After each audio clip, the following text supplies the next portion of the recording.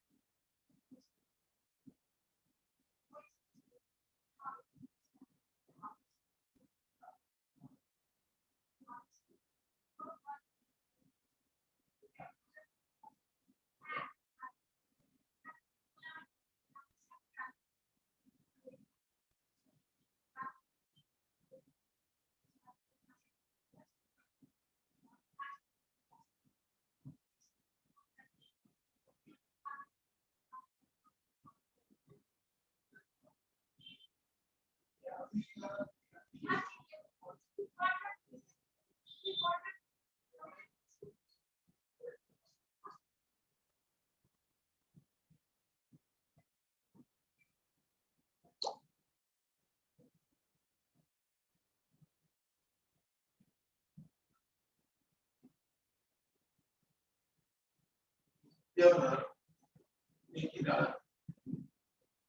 মধ্যে জায়গা ঠিকভাবে শুধু বাড়াবাড়ি হচ্ছে,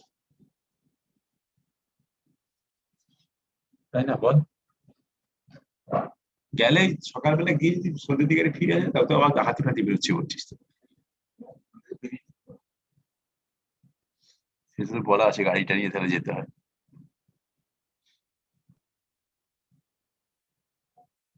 ফোন করতে বল, কি যাবে কি কালকে?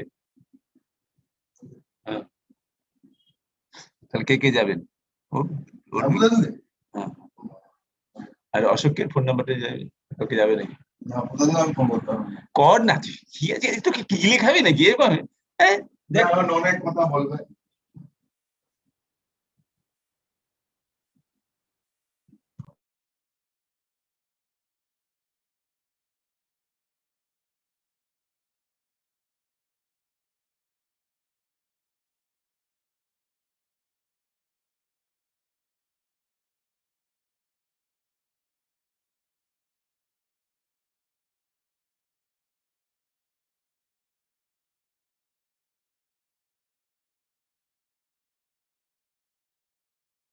चक्रदेव सर आ गए सर?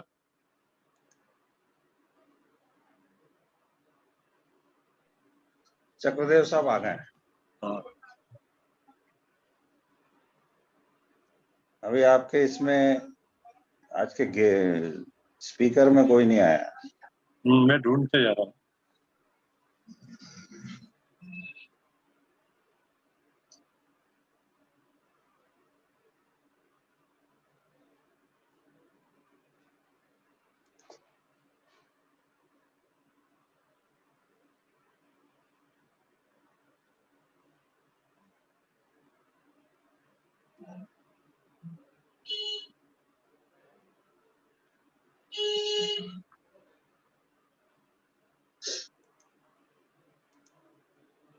मिलनकर सर भी आ गए। यस, मिलनकर सर आ गए। सर नमस्कार।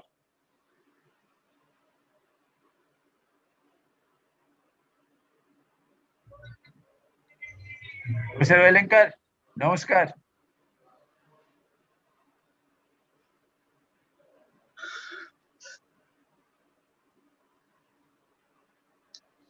सामंत सर अपना वीडियो ऑन करिए आप। ओ अच्छा अच्छा, ठीक है। Yes sir.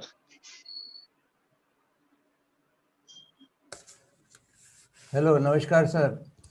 नमस्कार नमस्कार।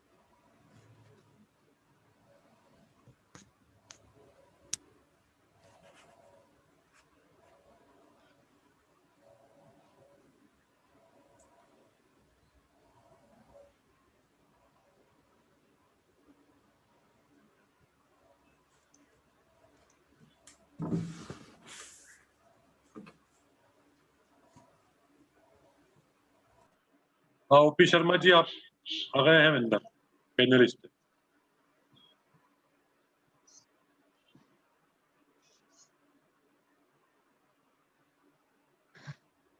Good morning to all. Good morning sir. Good morning sir.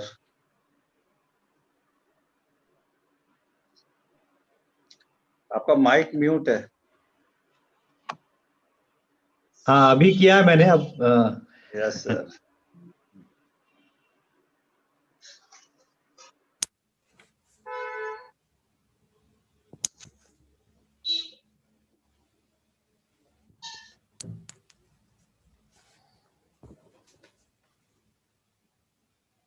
कल तो अच्छा प्रोग्राम हो गया, बहुत बढ़िया था.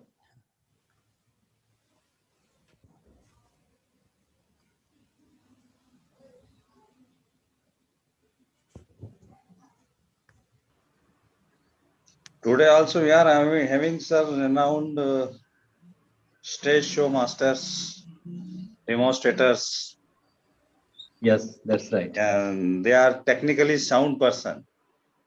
Yes. So their way of presentation will be excellent. Hopefully it will be very useful, and Yeah.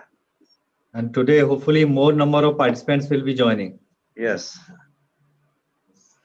Yesterday I think there was 100 participants maximum. No, sir. We are having on YouTube, sir. So many That's participants on that. YouTube. In fact, initially I joined through YouTube only because in the morning I tried. It just showed me that maximum capacity is full, so I requested Uttamji. He gave me a YouTube link, and then I joined through YouTube. Actually, sir, our this IAPT YouTube link was not working.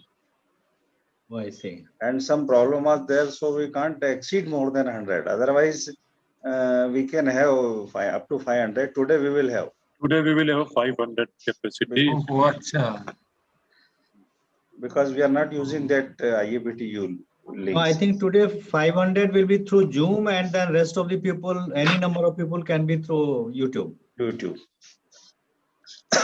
And recording is available to all, sir. Yes, that is the best part. In fact, it is posted on the all WhatsApp group. That is the best part, because many people who cannot be with you in live sessions, they can get advantage of these all very eminent persons afterwards also. Yeah.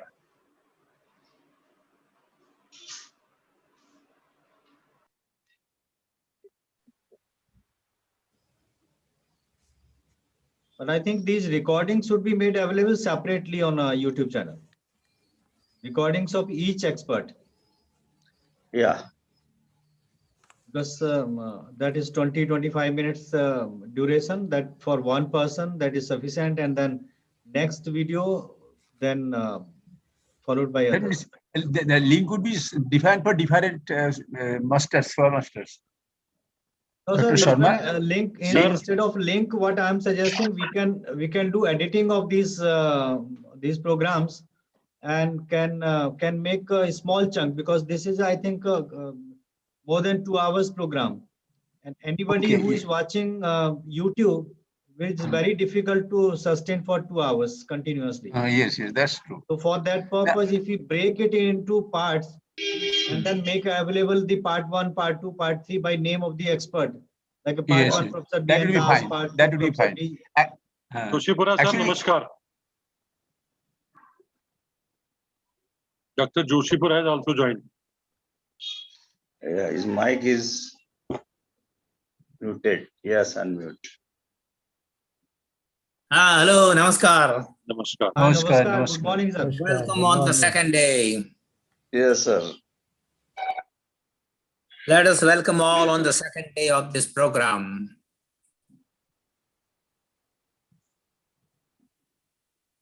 All the invited speakers are here.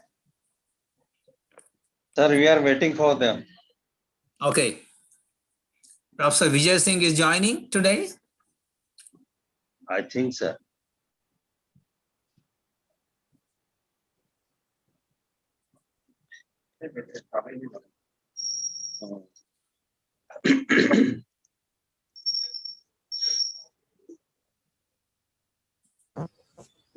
हाँ संजय शर्मा जी नमस्कार, आप join कर चुके हैं अंदर.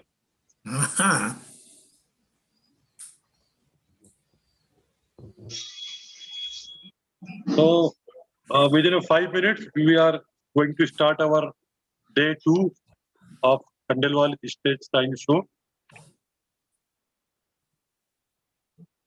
Very nice, very nice. So many programs were arranged all over India. And this webinar, the online platform, has provided a kind of wonderful opportunity Yeah. Even today, just now after half an hour or so, we have a program in Gujarat. And I think Dr. Om Prakash Sharma ji, Yes, Om yes, Prakash sir. Sharma Yes, ji, sir. Yes, yes.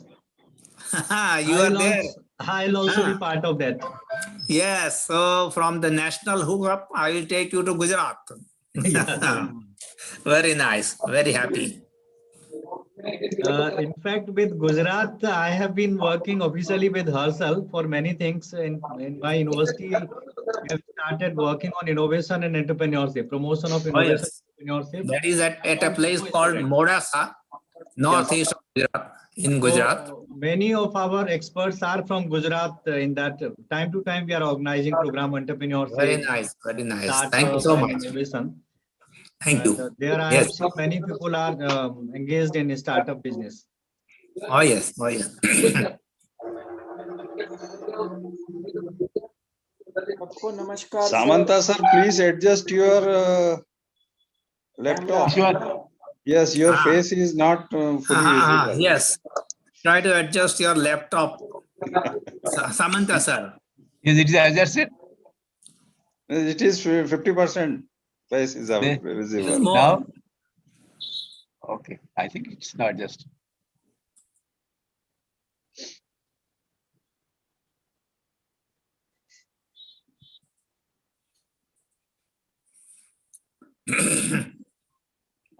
उत्तम sir आज का भी YouTube का link कर दिया sir, share कर दिया, live कर दिया,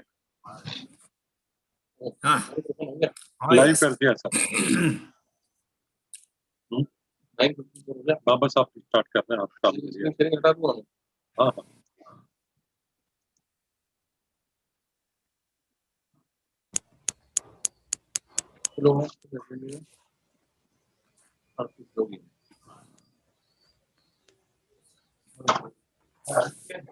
Good morning, Bhattacharya ji. Hello. Professor Ravi Bhattacharya joined, sir. Ravi Bhattacharya. Oh yes. Good morning to everyone. Good Good morning. morning. Namaskar. Good morning sir Good morning, Bhattacharya ji. Good morning, sir.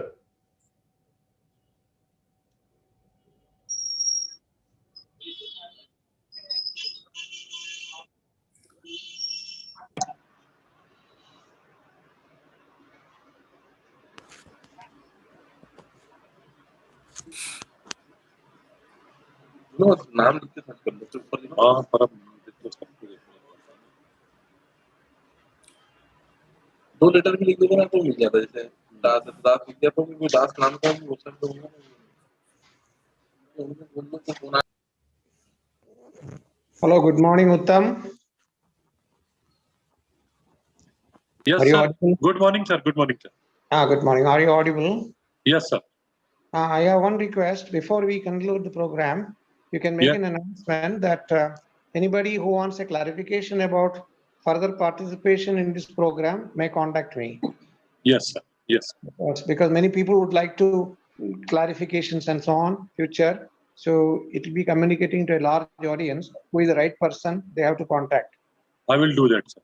Please. Thank you very much. Yes.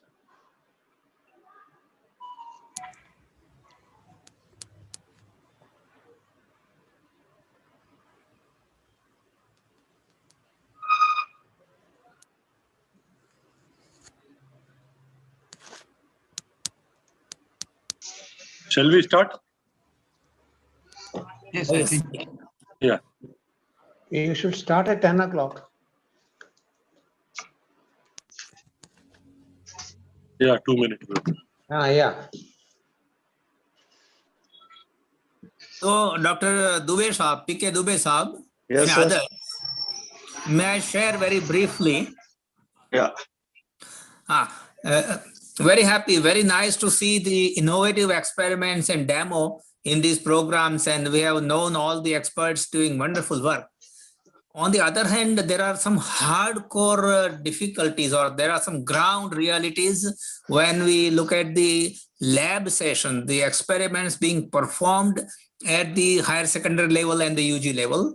This is a crucial issue which we can address in the future. Can I give an example? Can I Yes, give an sir. example? I was talking to some of the teachers, higher secondary teachers. They said that they have removed the experiment on Boyle's law. Yeah. The famous experiment on Boyle's law, many of the schools are not performing, and they give two reasons. One, the mercury, that much of mercury, the mercury is costly. And the other thing is that it is a big apparatus. So to have a copy and to have the space, etc., is a problem. And so Boyle's law gone. The experiment that was performed in 1665 is not being done in the 21st century. And there is no dark room also in some of the schools. Darkness is there. Yeah. Dark room is not there. So they are not Dark matter- performing experiments. Dark matter feels up. Dark matter. in their mind, there is some dark matter. But these are the issues. These are the realities. We can address these realities in future. Sir Joshipura, Haji, for verifying Boyle's law, you can use a quill tube.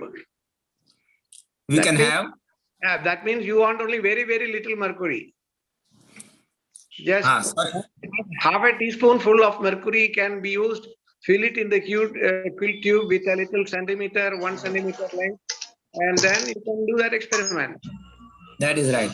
So we need some alternatives, say half of the size or something innovative. It can be done. Yes. I think, sir, IAPT can take up an activity. Yes.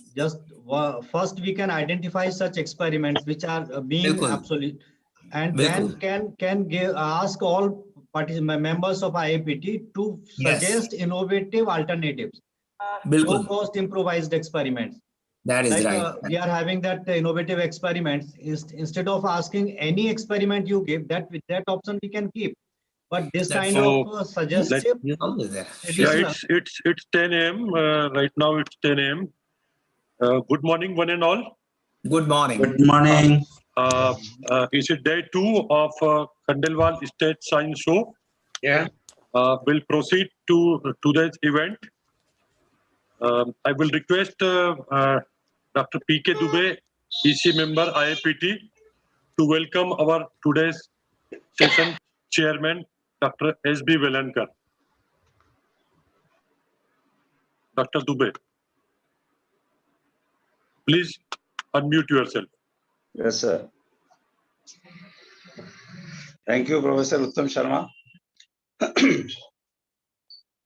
Today we are having the second day of Khandelwal Science Stage Show program, and we are having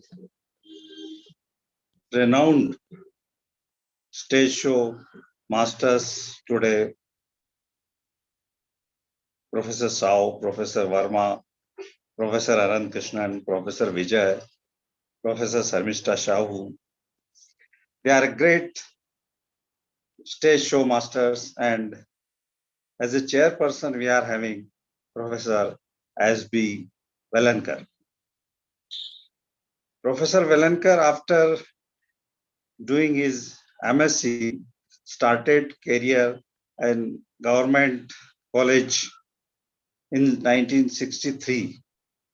And from 63 to 2003, he worked so many places, and then he retired in 2003 after completing 40 years of service. Then he joined IPS Academy, and still he is working, he's teaching there. Now nearly 58 years of teaching experience he is having, and still he loves to teach. If we are asking to have a lecture of Professor Velankar, he is easily available. He is a silent worker of IAPT. He is fully devoted to IAPT. And the other important point associated with Professor Velankar, that he is an excellent experimentalist. He worked with Professor Babulal Saraf for more than 10 years. He designed and developed so many things with Professor Saraf, which are useful to many colleges of Madhya Pradesh, particularly Holkar Science College, Dhar College, Ratlam College. And he's also maintaining the huge amount of setup which are designed by Professor Saraf at IPS Academy. In IPS Academy, we are having each and all aspects of physics. The experimental, we can have any experimental demonstration of any fundamentals of physics. All setups are lying there and they are in a working condition. And is also conducting the 7 days workshop at IPS Academy, that is Babulal Saraf Memorial Workshop, or it is all India level workshop. And the most important thing which is associated with me, and I'm proud of that, that is he is my teacher. He taught me in such a way that I also started working with experimental work and giving this demonstration of fundamentals of physics. So we are happy that Professor Valenkar is with us today as the chairperson of this program, and I am requesting Professor Valenkar to have a few words. Thank you, sir. Please, Professor Valenkar. Am I audible? Yes, sir. Yes, sir. Professor Vijay Singh, President, Professor K.N. Joshipura, General Secretary, IIPT, Professor Samanta, Coordinator, PCC Committee, Professor P.K. Dubey, EC Member, RC9, Professor Uttam Sharma, Secretary, very active Secretary of RC9. Thank you very much for giving me this opportunity to interact with all the physics-loving community assembled here. I take this opportunity to welcome the great stage show masters who are going to show their demonstrations and explain concepts of physics. This was the dream of Professor Khandelwal, in honor of whom these centenary celebrations are organized. A great teacher is definitely a very learned person and master of his subject. But over and above, he has an inner strong desire to present the concepts of the subject to young students so that they get interested and inspired to learn the subject. Professor So Korong R is one such professor from Singapore. There is a saying, if I hear, I forget. If I see, I remember. And if I do, I understand. Exactly following this philosophy, Professor So has designed his high quality demonstrations to show and inspire the youngsters to understand the subject.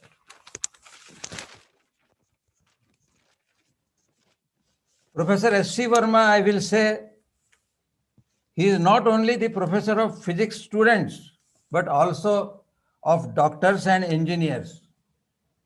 Earlier, Halliday and Resnick book was referred for preparation of entrance examination of medical and engineering science. But these days, his books are used. Though he has retired from IIT Kanpur, but even today, he is very active through his Anveshika program, which is a part of IIPT. Through this program, thousands of students are inspired to do physics experiments. As for Professor Ananta Krishnan, he is the man behind this Khandelwal Science Test Show YouTube channel of IIPT. He is also the man who has introduced competition to design innovative experiments in physics and present them in IIPT annual convention. Professor Y.K. Vijay was a close associate of Professor Babulal Saraf and Professor Khandelwal at Jaipur and contributed to the work of Professor Saraf there. He has also designed physics lab and established it at many places in the country. As for Professor Sharmishta Sahu, she needs no introduction to IIPT family due to her Deenabandhu Sahu Award program. It is not out of place to mention here that I had the opportunity to work with Professor Babulal Saraf for about 14 years after his retirement. He developed experiments on nuclear physics and electrodynamics at Ratlam, Madhya Pradesh, which was a UGC-sponsored program. Since then, I was associated with him. Later, when he joined IPS Academy, he also asked me to join the IPS Academy after my retirement. Professor Saraf was the choice of Professor Khandelwal as the president of IIPT when he established it only because of Professor Saraf's work in designing physics experiments. The duo have close association and work together on this aspect of physics education. Now, all the experiments developed by Professor Saraf are in operation at IPS Academy, where he worked until death in 2009. RC9, with the help of IIPT, is organizing a one-week experimental workshop on all India basis at Physics Department of IPS Academy in the memory of Professor Saraf. Once again, I welcome all the dignitaries present on this occasion and also all the participants present here. Thank you. Thank you, Dr. P.K. Dubey sir and Dr. Velenkar sir. Now moving ahead, our first stage show will be delivered by a pre-recorded video by Professor Shao Chong Har from Singapore. Professor Shao completed his PhD from University of Chicago, United States. He is a professor of physics from National University of Singapore. He has authored and co-authored many papers in the field of nanoscience and nanomaterials. He has more than 14,000 citations in his credit. His current research interest is the study of hybrid nanostructured functional material and their unique electrical, optical, and mechanical properties. Dr. Song has received Faculty Teaching Excellence Award 4 times, University Annual Teaching Excellence Award 5 times, and University Award Outstanding Educator Award in 2008. So I welcome Professor Song Chong. I will request our technical team to please proceed with his video.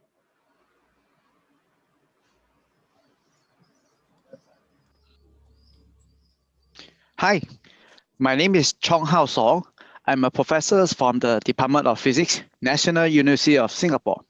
Today, it is my great pleasure to share with you a discussions on the idea of science communications through minds-on science demonstration. This presentation is devoted to the Science Stage Shows program of the Indian Association of Physics Teachers. Let me start off by sharing my slide.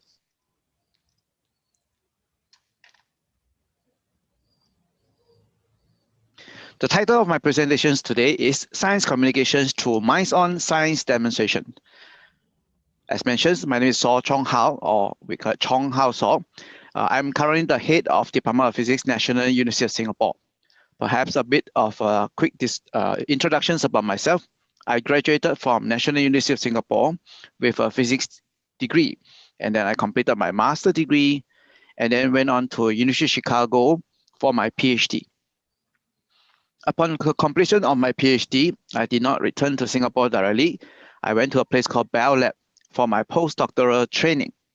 After 2 more years at Bell Lab, and I returned to National University of Singapore, become assistant professor, associate professor, and now a full professor. My area of research is in the area of nanoscience, microsphere carbon nanotubes, DNA, nanowires, so on and so forth.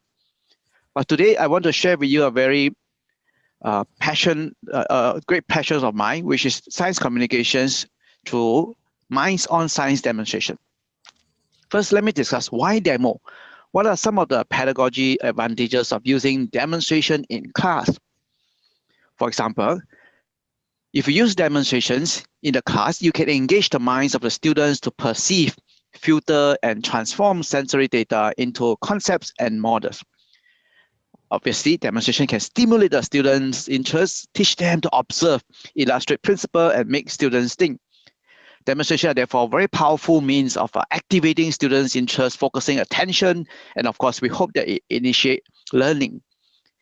And demonstration assists students in forming a mental image, because sometimes teaching physics, the physics concept can be abstract, but showing them a phenomenon allow them to link directly the physics formula to a phenomenon which they can explain and later predict what's going to happen in future further experiment. Okay, so this is really impactful.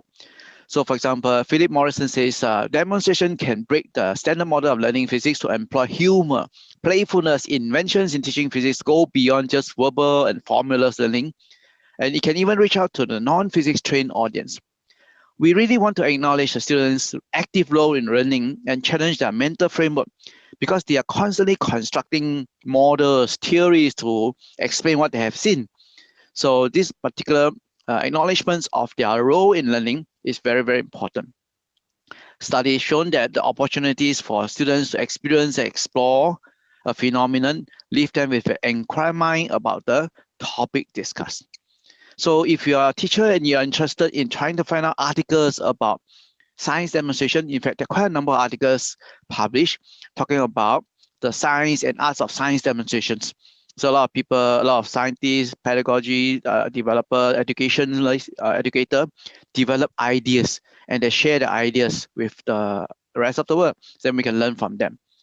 For example, this work by Sokolov and Thornton, they talk about the fact that they conducted pedagogy research and found that introducing interactive demonstrations in the lectures really create an active learning environment, and students, they do perform better with this active interactive lecture demonstration. So I'm going to show you some, 2 examples in this short video. Hopefully that you can relate to the ideas of using demonstration, and more importantly, the minds-on aspect. So how do we use demonstration to bring out learning among the students? Okay, a lot of engagement, a lot of involvement will be utilized. So the first example that I'm going to use is this very classical balancing bird. This is a toy bird. Okay, let me show you the demonstration. So here it is. Okay, so this is a simple bird. I think you probably can buy this from the toy shop, okay? And then you might have different variation of this. See what happens when I take a finger and then balance it on the beak of this bird. Just put it below. 1, 2, 3. Ta-da! The bird balances nicely on the tip of my finger.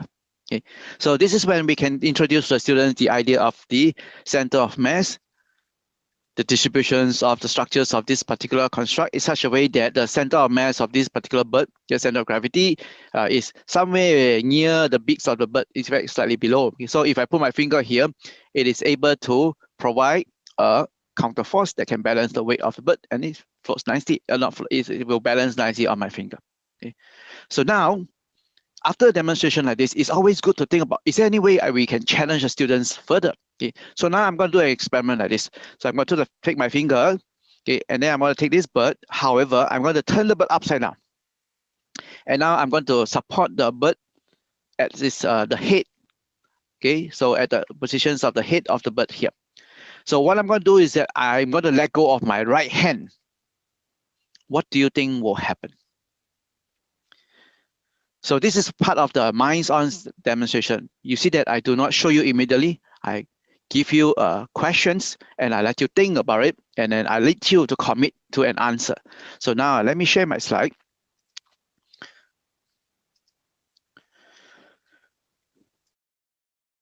So as advertised, I'm going to take this bird and turn it upside down, and I'm going to balance, support the bird at the head positions of the bird, and I'm going to let go of my right hand. So I ask the students, what happened when I let go of my right hand? What do you think will happen to the bird? Then I have two choices there for the student to think about. The bird will fall down. B, the bird will not fall down. So this is usually where I will wait for a few seconds, because after asking the questions, it's important to let the student have time to ponder about the question asked, and then they think about the physics meaning behind, and then they choose an answer. So after about a few seconds, I will now tell the student, okay, you have committed to an answer to these questions, isn't it? Now let me let the phenomenon show you the answer. So take this bird, turn it upside down, support it at the head here, and then now I'm going to let go of my right hand. 1, 2, 3. Ta-da! Okay, can repeat this many times. 1, 2, 3. Ta-da! And then ta-da! So sometimes the phenomenon can be a bit counterintuitive. The students will, whoa, I did not expect this to happen. So then you can engage the student in the discussions and let them provide possible answers. So this is where we have peer-to-peer discussions. We can have a lot of open class discussions. So after the discussions, then I usually will show them possible explanations to what they have just seen. So in this case, as advertised, okay, the center of gravity of the bird is near its beaks, slightly below the beaks because of the distribution of mass. Okay, and then so you can put a red arrow there to indicate the directions of actions of the weight of this particular bird. So if you put your finger there, actions, reactions, then you'll be able to provide a counter force. They will be able to support the weight of the bird. In fact, it balances nicely. See, because you see the blue arrow and the red arrow, they are along the same line. Okay, very nice. Now you turn the bird upside down. You support the bird near its head. So that will be indicated by the white triangle, which is like a pivot point there. Then the bird is only upside down, but the directions or actions of its weight is still indicated by the red arrow, because the same line of actions there for the weight of the bird. So you look at this particular picture, immediately you can be convinced that, oh, the pivot point is not aligned with the red arrow. So if you let go of the hand which is holding the tail of this bird, what will happen? The weight, okay, will create a torque, okay, the rotating force, and cause the bird to flip over. Okay, so which is why now the students hopefully will be in a better insight in terms of why this bird, when I let go, it always just flip, and then you just repeat the experiment, put here, always works. Okay, good. Now, let me go on to show you the second example. Second example is known as the Cartesian diver. This is a very classical and old demonstrations, okay? But I would like to introduce a new twist to show you something that's simple and exciting, okay? So, for example, this is the pictures of the Cartesian diver. Let me go a bit further first, okay? Yeah. What is the purpose of the demonstrations of Cartesian diver? Well, the idea of this Cartesian diver is to illustrate to the students the law of buoyancy, Archimedes principles. It states that any body partially or completely submerged in a fluid is buoyant up by a force equal to the weight of the fluid displaced by the body. The weight of an object acts downward and the buoyant force provided by the displaced fluid acts upward. If these two forces are equal, then the object will float. Okay, so the Cartesian diver is a classic science experiment, okay, attributed to René Descartes, which uses to demonstrate this particular principle. You do not need very sophisticated instruments. You can just buy simple stuff. For example, this is a bottle of water, right? And then you see what is inside? It's just a packet of chili, right? Ketchup, chili, doesn't matter. Okay, so it's now floating nicely in this bottle of water. And now, watch what happened. 1, 2, 3.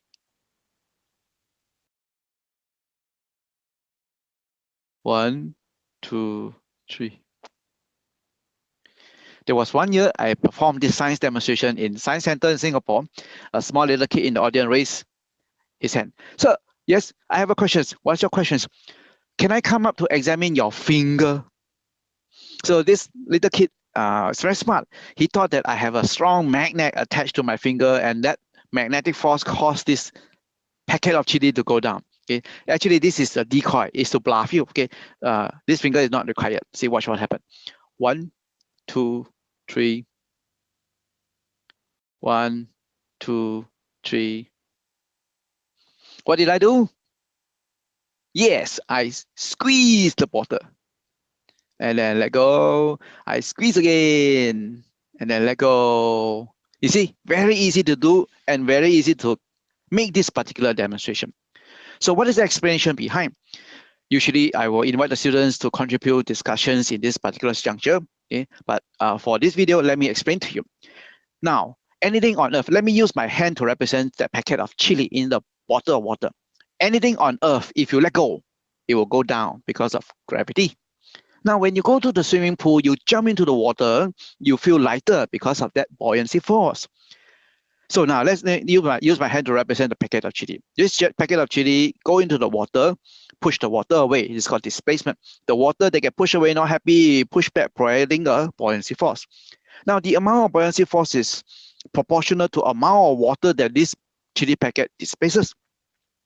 Initially, the chili packet is rather big, so it displays quite a lot of water, so creating quite a significant amount of buoyancy force. And now the buoyancy force is able to support the weight of the chili packet. So what happened? Chili packet float nicely in the bottle of water. What did we do? We squeeze the bottle. Now that exerts a pressure onto the packet of chili. I'm exaggerating, small change only, but let me exaggerate. 1, 2, 3, squeeze the bottle. And that pressure causes the packet of chili go, it becomes compressed.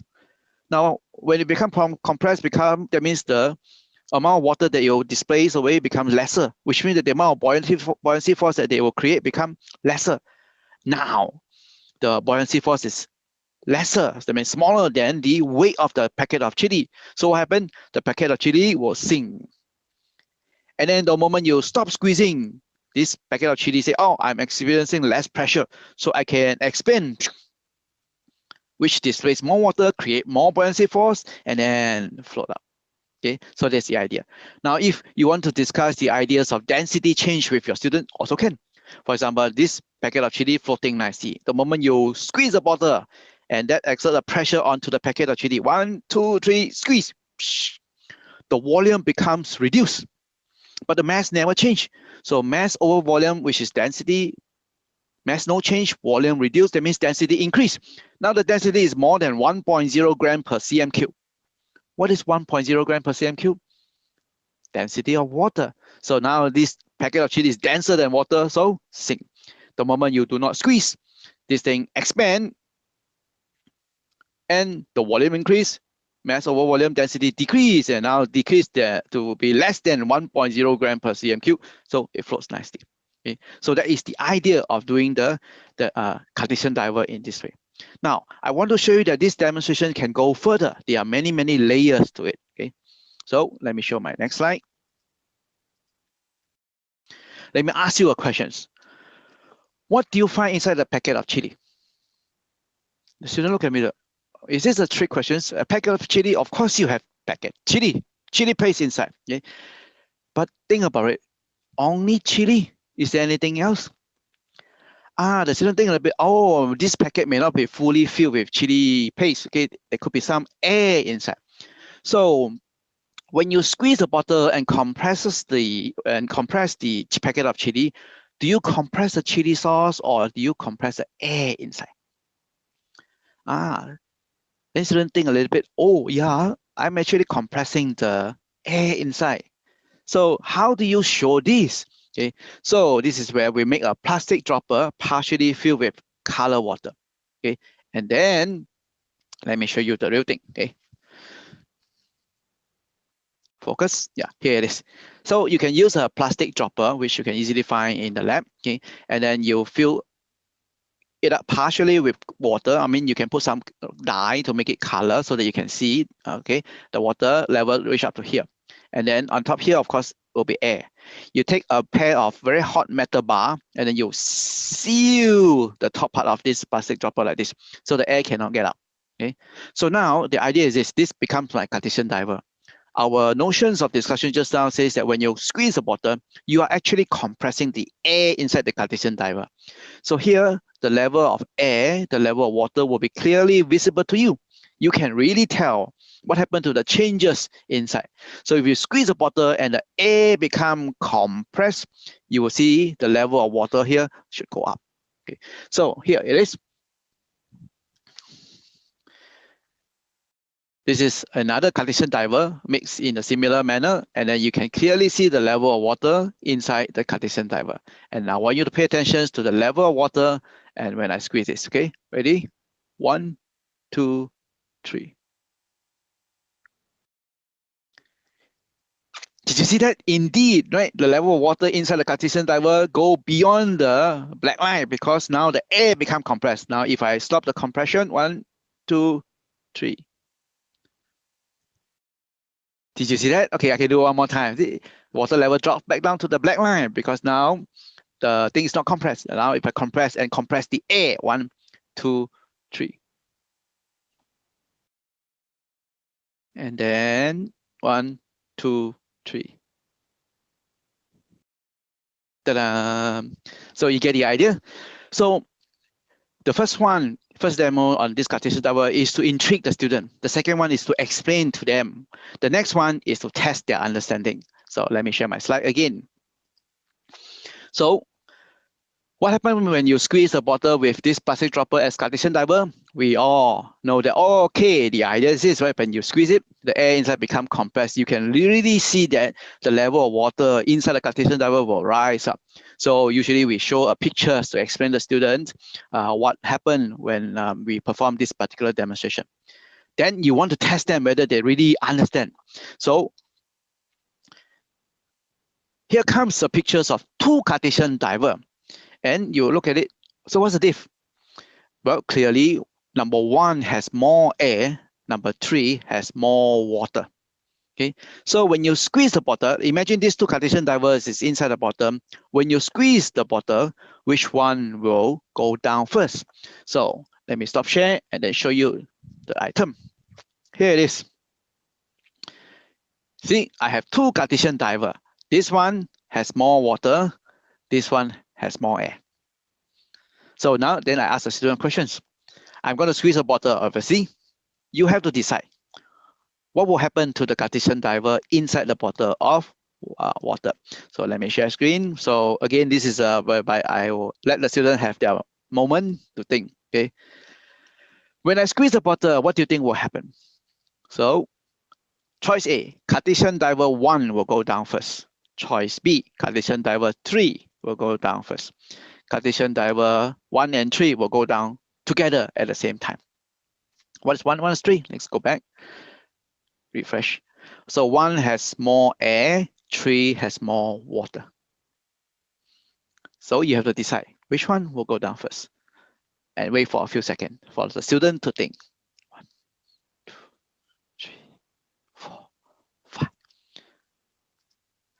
Good. So now you have decided the choice, your choice of the answers. Okay. So now let me perform the experiment and let it show you the answer. Okay. So now again here, this one is the one with more air. This one is the one with more water. So that means this is number 1. This is number 3. Okay. Ready? 1, 2, 3. Ta-da! And then this one will go down later, but I have to squeeze harder. Okay, and then let go. Okay. Then, okay, again, this one is more air, this one is more water. 1, 2, 3.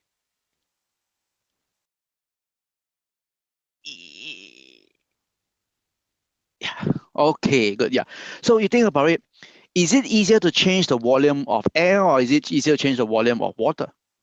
And in typical situations, water is actually incompressible. We always teach that to the student. So air, on the other hand, is easy to change its volume. Take a balloon, use your hand, you squeeze, the balloon becomes smaller, let go, the balloon go back to its original size. So that means number one, it's easier to change its total volume because it's easier to change the volume of air inside. Hence, that one can be easily modified, and then it will change its density and go down first. This one can still be modified, but it will take longer force, again, harder force. Yeah? And then, there you go. Okay, good. Now, let me share some more slide. After many years of demonstrations, we also try to discover a new thing. Is it possible to make a reverse Cartesian diver? Okay, how is it possible? Okay, let me now show you something very strange. Okay, I have this particular bottle, and this bottle of water has a packet of chili, but the difference is that you see this one, the packet is floating nicely, but this one, the packet is in the bottom, and that means has already sunk. That means it's sink to the bottom already. Okay, and then watch what happened. 1, 2, 3.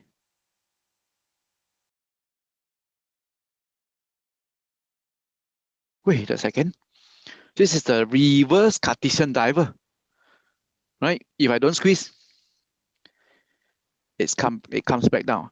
But if I squeeze,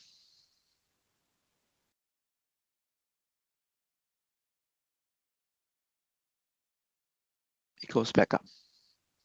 So this is where I usually give the students a few seconds to think a little bit, to ask them, what's going on? How come this thing go reverse and can still work? This is a reverse Cartesian diver, isn't it? Because this is what conventionally is like this: squeeze, it will go down. But this one, when you squeeze, it goes up.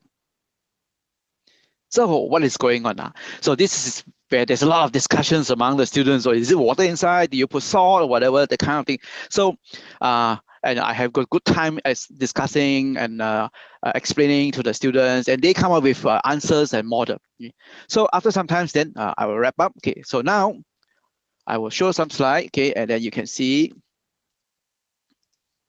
some hint.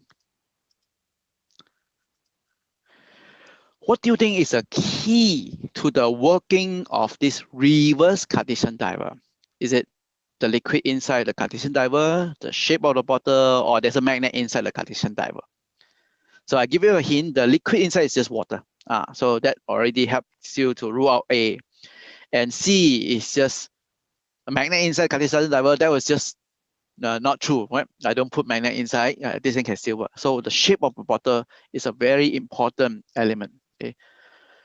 What is the shape of this bottle? Okay, now let me take this bottle and this bottle. I show you the shape of the bottle, the cross-sectional shape. This is circle.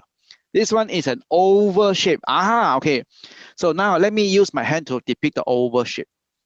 Oval shape, if you squeeze the oval shape from side, what happened to the oval shape?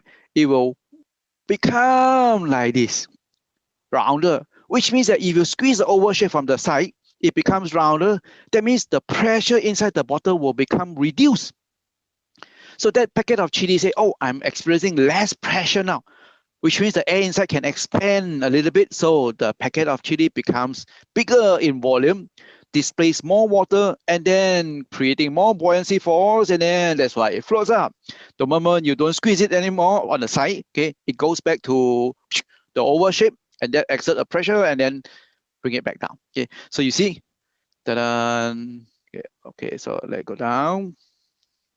And then if I squeeze from the side, 1, 2, 3.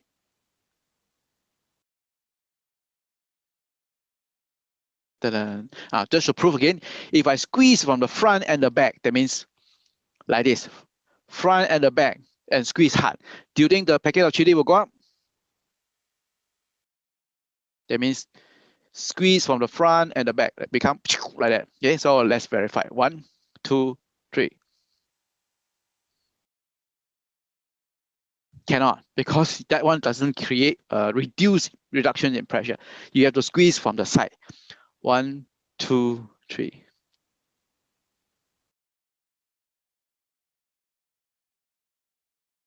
Ta-da! Okay, so let me show the slides. Okay. So I hope I have illustrated to you that science is really fun. So come and join the fun. Okay, use science demonstration for your learning and teaching. Thank you for your attentions. I hope you have enjoyed these demonstrations, and I strongly encourage you consider to continue to develop cool and interesting demonstrations to make your class interesting, and then explain it to your friends, explain it to your students. Thank you very much.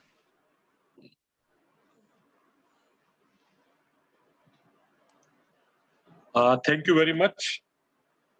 Thank you very much, Dr. Shah. Dr. Shah is right now he is not with us. I have put his mobile number, email ID to the chat box. If participants or panelists have any queries or questions related to this particular presentation, they may send email to Dr. Shah. So I would once again thanks Dr. Shah on behalf of IAPT for sparing his valuable time and making a nice demonstration video. Moving ahead,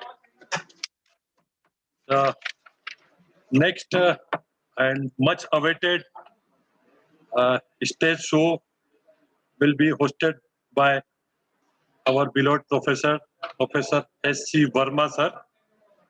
Professor S.C. Verma sir, of course, he is from Department of Physics, Indian Institute of Technology, Kanpur. He developed more than 600 physics experiments, which can be used by teachers as demos in their classrooms. Professor Verma is an executive committee member of Indian Association of Physics Teachers, which works for the physics education in schools and colleges. In 2011, Professor Verma initiated a new project, National Anveshika Network of India, NANI, which has become a flagship program of IAPT. In last 6 years, the chain of science laboratories for innovative works by students and teachers, Anveshika, are established in 22 cities of India, spread over in wide territory. About 1,000 school colleges are getting benefited from this project. A number of activities for teachers, motivations and training, developing training sets, etc. are going on through this program. So I will request our technical team to please proceed with the pre-recorded video of Professor Dr. S.C. Verma sir. Thank you. Thank you, Chairman sir, and thank you, organizing team of this Khandelwal Science Stage Show, to have given me this opportunity to present something in this series. And it reminds me the visit of Professor Khandelwal in late 1980s to my house in Patna, and he stayed with me for some 24 hours or so. And in the morning when I prepared hot water for his bath, and he saw the heater that I made from the things which were available, some tin lids of some boxes and so on, he was very happy, and he remarked that yes, the house of a physics teacher should look like this. So, okay, not going into that memory lane further, let me present this science show. The most important feature in a stage show, I believe, is the element of surprise. If it is a classroom demonstration, if I am trying to teach some concept of physics, the story is different. But if it is a stage show, then this element of surprise is the most important thing should be there, and I have chosen some experiments with that only. So my experiment starts here. I have a polythene bag in which there are two plastic sheets. I'll just take it out and then you will see it more closely. But there are two of them, and I am taking these two sheets out of this bag. And now you can see the two close. Now you can see them closely. There are two clean sheets. If I put it this way, it's still clean. And if I rotate one of them 90 degrees, then everything becomes blackish. So that's the sheets. So that's the property of the sheets, polarizer sheets. Now, the experiment is that I take my polythene bag, put one of these two plastic sheets inside and one outside, and you see what happens. One of the polarizer sheets is inside this polythene bag and one is outside. So you see a beautiful colored strip. So from where this color is coming, some greenish bluish strip there. And this is the place where this polythene bag has glue for sticking. All right, so let's go ahead. I will be rotating this polythene bag, one wall of which is between these two plastic sheets, these two polarizers, and you see what happens to that entire polythene bag wall. Now I'm rotating this plastic bag, this polythene bag, and see how the colors are appearing. Look at the beautiful color it is here. Look at this beautiful color, this sky blue type of color, from where this color is coming. My sheets are colorless. Polarizer sheets are colorless or light, very light brownish color, and my polythene bag is definitely colorless. But in this particular orientation of this polythene bag, you see this beautiful sky blue color. And let's rotate it further. I am rotating it further, and you see the color is fading. Here the maximum, and it fades both ways. I rotate it this way, the colors fade. It becomes very clean here, and rotate it further, it again becomes colorful. Okay, so that's one. Next, I cross the two plastic sheets, the two polarizers. So light is not coming through both of them. Again, one in the bag, one outside the bag. See the strip color changed. Strip color is now changed, and see the color of this bag itself in this orientation. What a beautiful golden color appearing. What a beautiful golden color appearing. Okay, and the strip color itself is also very beautiful. So that is the game of polarizers and polythene sheets. Our polythenes for carrying kitchen material is an excellent physics apparatus. They are called birefringent material. Now the next is I have put the entire polythene between the two polarizers. That means the two polarizers are on the two sides of the bag. Both the walls of plastic bag are between these two polarizers. And once again, I will be rotating this polythene bag and see what kind of colors appear. Now I am rotating, and you see what appears. As I rotate this, now you see violet, tinge of violet, deep violet. My polythene bag is showing its different phases. See, this is clear, and then this violet started appearing. This is very deep, and you enjoy that. So this. And if you put it in this crossed fashion and then put the entire bag between these two sheets and rotate, yet different color appears. Greenish, beautiful green. Okay, so varieties of color appear. Our polythene bags, our plastic containers, they are beautiful, wonderful physics apparatus to enjoy.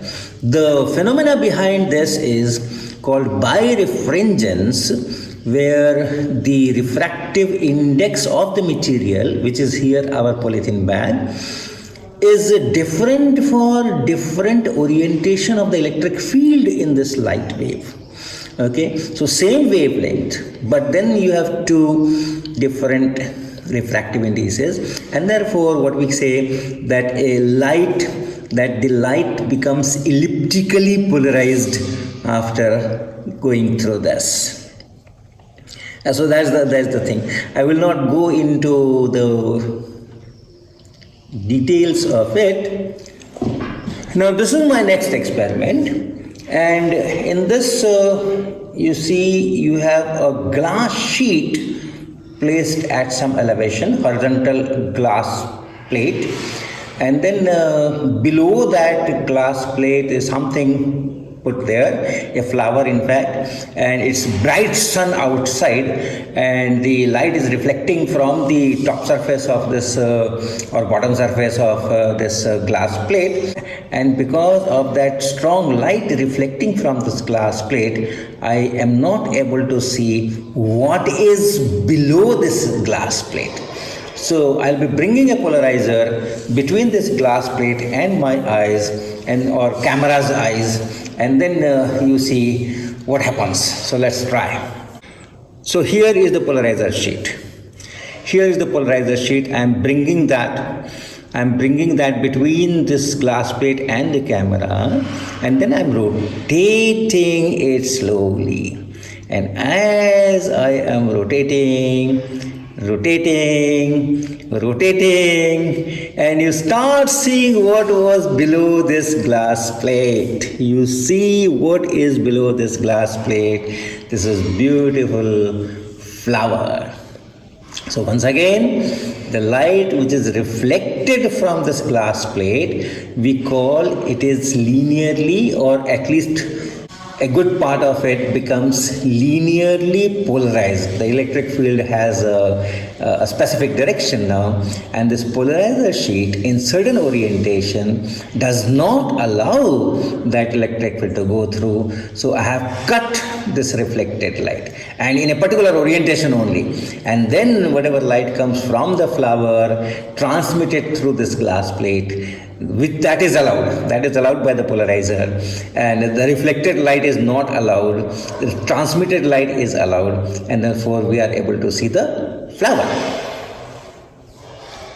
The last experiment is on electrical circuits, and what I'll be doing is I will be putting a circuit in some kind of a box, and I'll show you later what is there inside this box.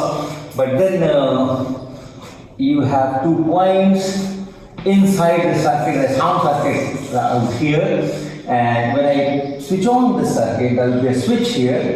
I will be switching on this circuit, and here I will be using a voltmeter.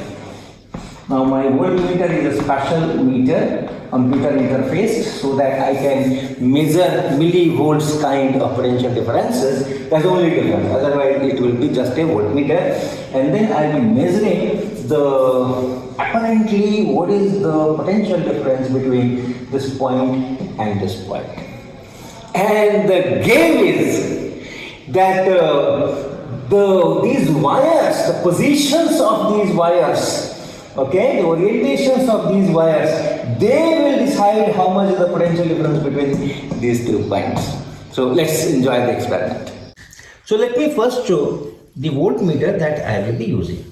This is my voltmeter, and here are the 2 terminals of the voltmeter. So whatever potential difference is here, that will get measured. To give a demo, I am putting DC voltage across this wire, and then I'm connecting this voltmeter, one end here and another end here. So that means I'm trying to measure the voltage across this portion. So let's see how does it measure. All right, so I'm giving the power. I'm giving power to this circuit, and this is off and this is on. So you can see the line has gone from here to here. So that is where the voltage gets measured. So if I take my cursor somewhere here, I can see very small writing, but let me read it. It says 1.7 volt. So this is 1.7 volt. This whole thing is 4 volt. Up to from here to here it is 4 volt, and this is 1.7 volt. Now if I put my connector here, if I put my connector here, you can see now I'm measuring only this much of voltage, and that is less. It is 0.75. This whole thing is 4. So that is how this voltage will get measured. So I'm increasing the potential difference, and you can see this line is going up. Let's see how I measure the AC voltage. So now I am giving AC to this coil. Here's the transformer, and this transformer output is given at the end of this coil, and my voltmeters are connected between these 2 points. So let us see how this voltage, AC voltage, is shown on the computer display. Okay. So focus on this yellow line. At present I have not given the power, and it is at 0. Now I am giving the power, and you see what happens. Actually, this is time. This x-axis is time, and this is voltage. So this AC voltage is being shown like this. What is the maximum?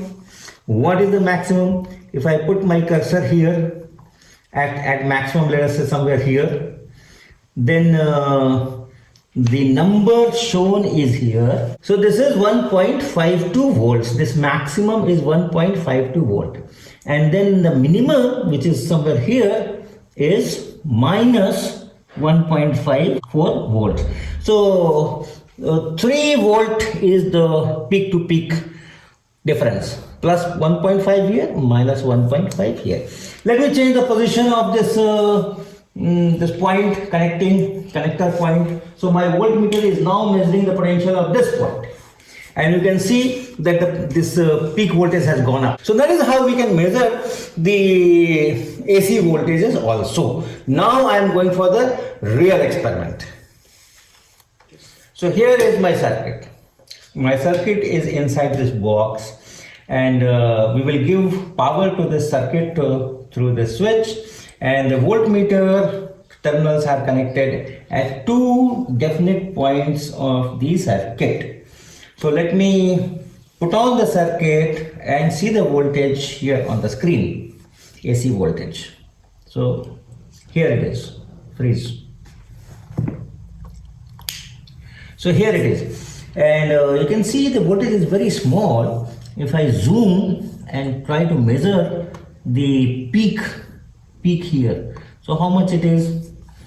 It says 0.01. Of course, when it says 0.01, it can be 0.08 or 0.07 or 0.12. And the negative side here, if I zoom and see, it is again minus 0.01 only. So the total peak to peak is 0.02. Now, what I will do is, I will, without changing anything in the circuit, I will just change the position of this voltmeter. So I take this voltmeter and put it on the other side. So the voltmeter has gone on the other side. And now let us see what happens. I am giving the power. I am giving the power, and you see the voltage.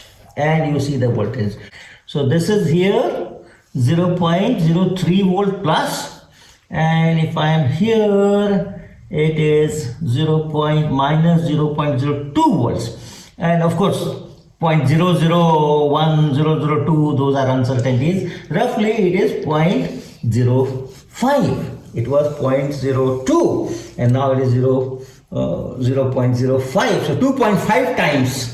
Only position of the voltmeter. No change in the circuit. Same 2 points on the circuit. I am trying to measure the voltage across, and the position is changing. Now let me do something else. Again, without disturbing anything in the circuit, let me wrap this wire and give it a loop shape. So I am wrapping it this way. And then see what happens. Unfreeze. See the difference. See the difference. Potential difference between the same 2 points of the circuit. 0.03 here and minus 0.03 here. So you can see the change. Let me also wrap this blue one. Let me also wrap this blue one around this box and see what happens. See what happens. I am giving the power and see what happens. See what happens. It has almost gone to 0. Let me wrap it in the other fashion. So not from this side but this side. Let me wrap it this way.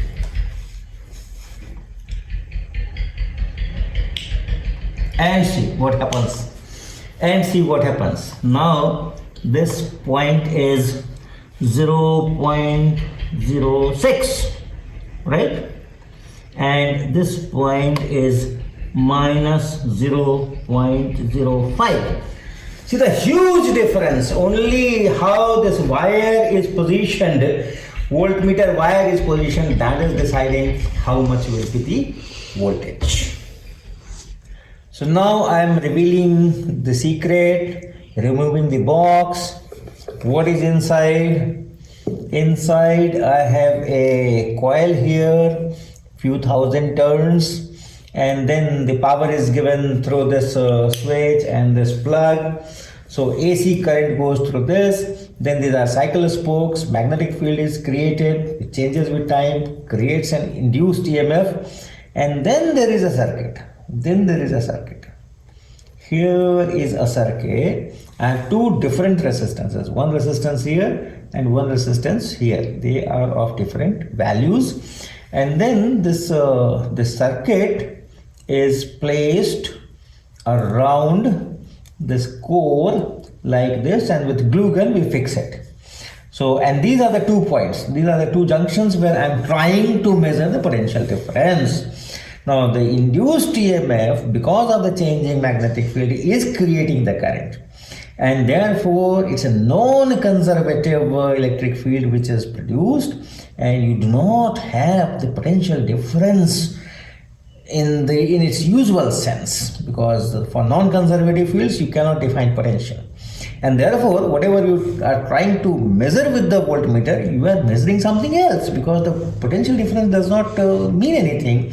And then we can work on the theory and describe that in detail, that why changing the position and putting this voltmeter wire around this or around this or around this is changing the values. So I hope you have enjoyed this short science stage show, and once again thanks to all the organizing team, and especially to Dr. Sanjay Sharma, who had a very useful discussion before I planned this whole activity at Shivteri. Thank you.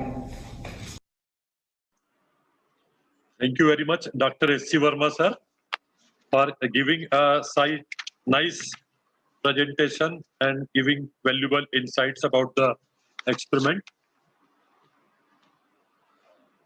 Now moving ahead, our next resource person for this Khandelwal stage science show is Professor T.R. Anant Krishnan, active life member and senior life member of IIPT, and the man behind the idea and implementation of this Khandelwal stage science show. Dr. Anant Krishnan, a visiting faculty in International School of Photonics at Cochin. He conceived the idea of NCIEP and NCICP programs, and convener for NCIEP and NCICP program of IIPT for 10 years. He has conducted many stage shows, demo experiment, designing and performing physics stage shows. He has published 65 research papers and 3 books, and framed syllabus of many universities. So we welcome you, sir. Now I request our technical team to please proceed with the video of Professor T.R. Anant Krishnan. Thank you.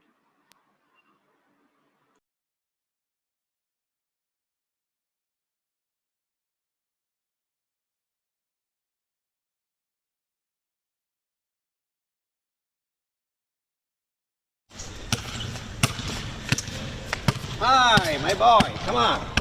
What's your name? Siddharth. Siddharth. Okay, fine. Which class you are studying? Fifth. Okay. I will show you a small demo experiment in physics. You love physics? Yes. Very good. What is this? Is a basketball. I hold it like this at a height. And if I release my hand, what happens? It will go down. It will go down. It will fall down. And after falling down, It will come back up. it will come back. But did you note, it didn't come to the old height? This was the initial height. But when I release it, it comes only to this. Yes. Some height it lost. It lost some energy. It lost some velocity. It lost some momentum.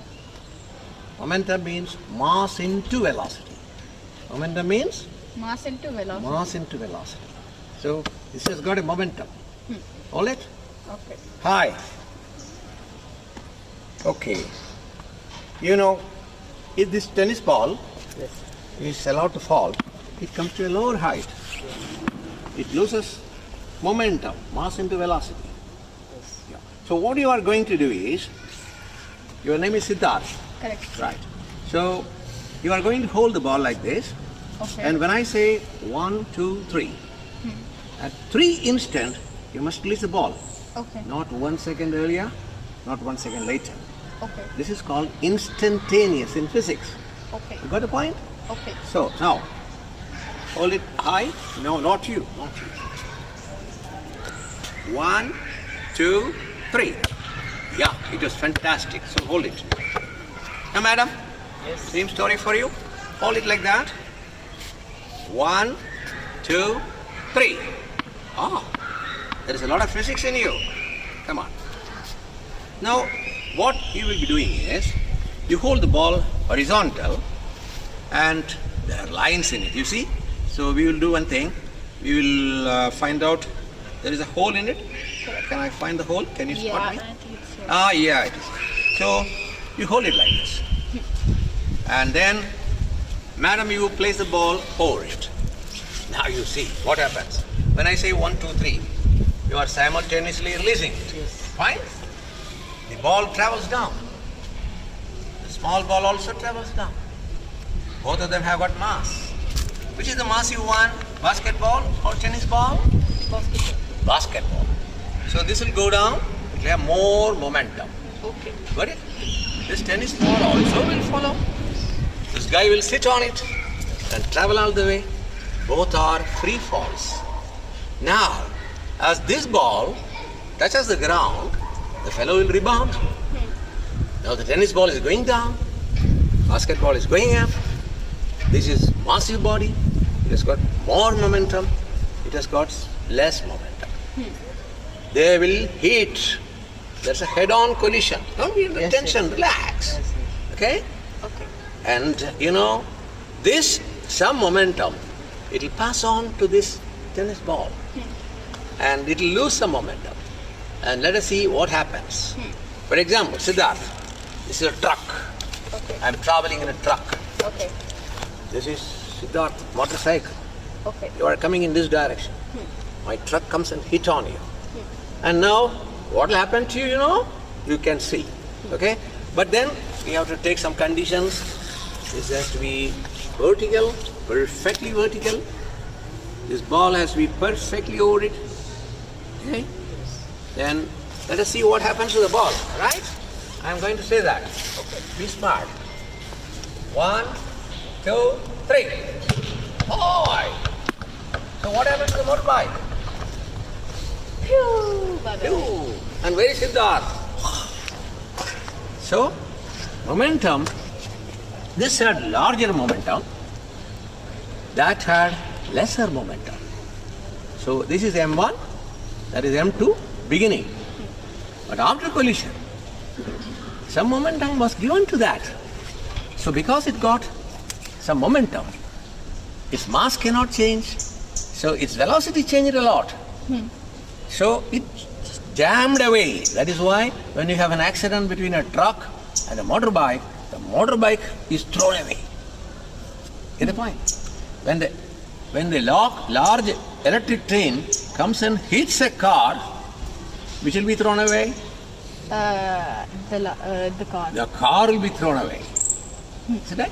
So this is called total momentum is always conserved. Ladies and gentlemen, this is called conservation of momentum. Momentum before impact equals momentum After impact. momentum After impact. Total momentum is always conserved in all collision process in the universe. This law is strictly obeyed. This is called law of conservation of momentum.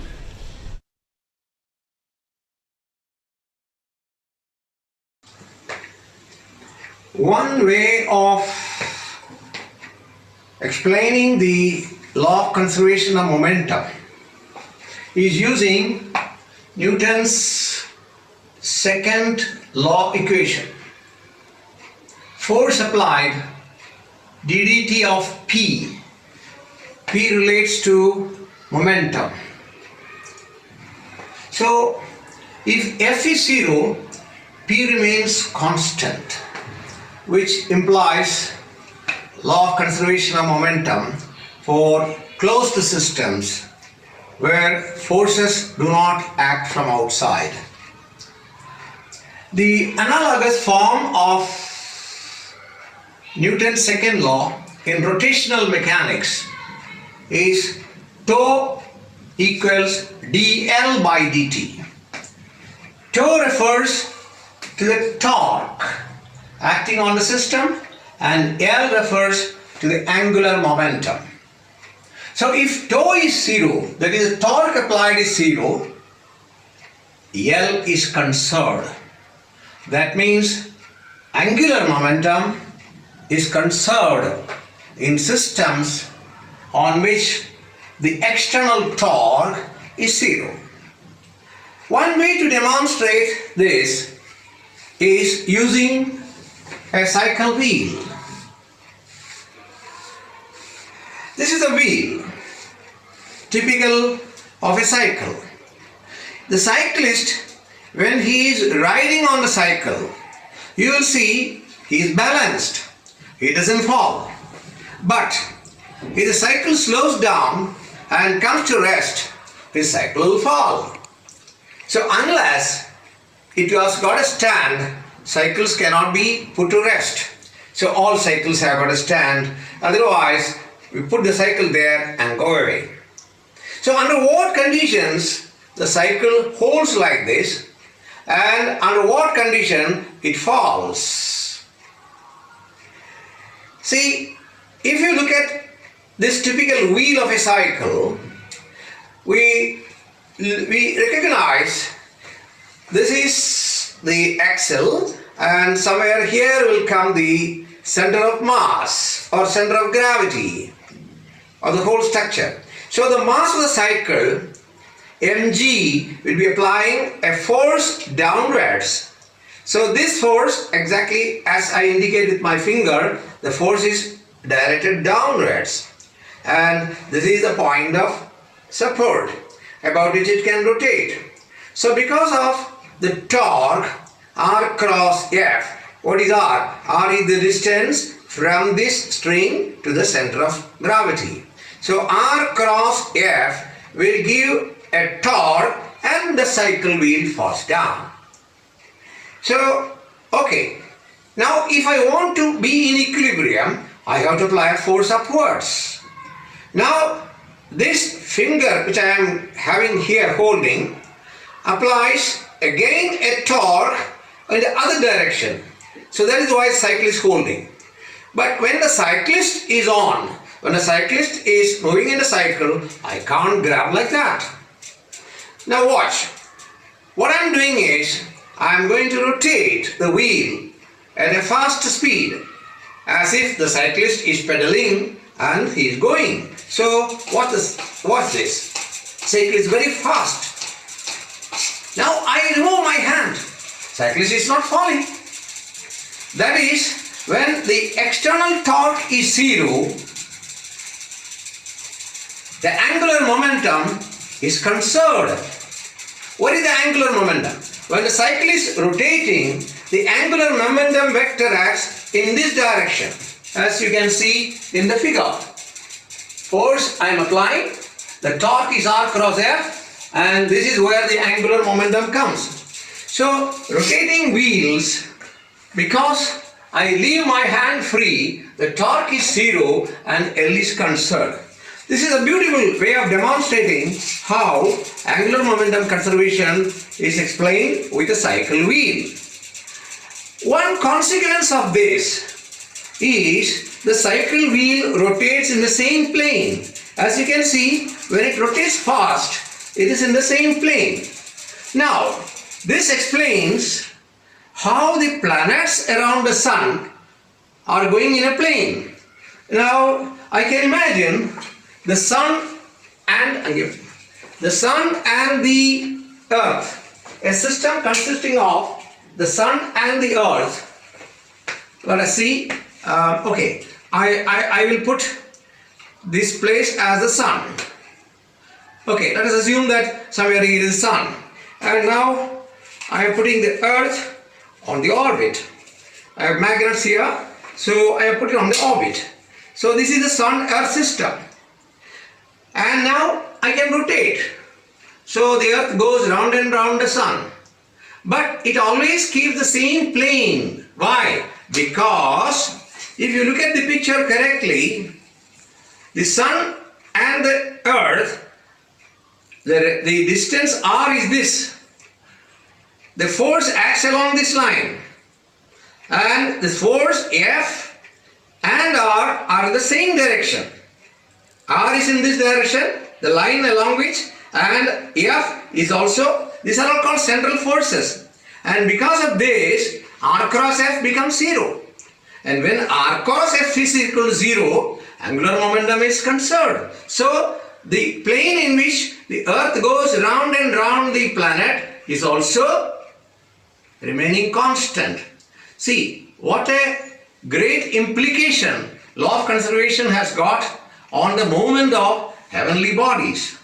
The same reason for electrons going round and round in the orbits. So basically, conservation law of angular momentum says that when external torque is 0, angular momentum is conserved.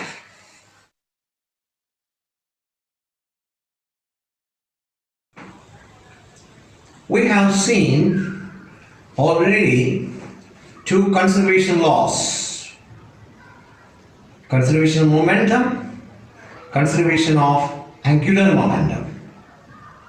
The third one which follows is conservation of energy. Total energy of a system always remains constant. This is also one of the fundamental laws of physics. Here I have two balls suspended by strings. They are actually working as pendulums. I have other two pendulums in stock. I can release them, but they are of different length. I have chosen two pendulums of same mass, same length, so that they will have same period.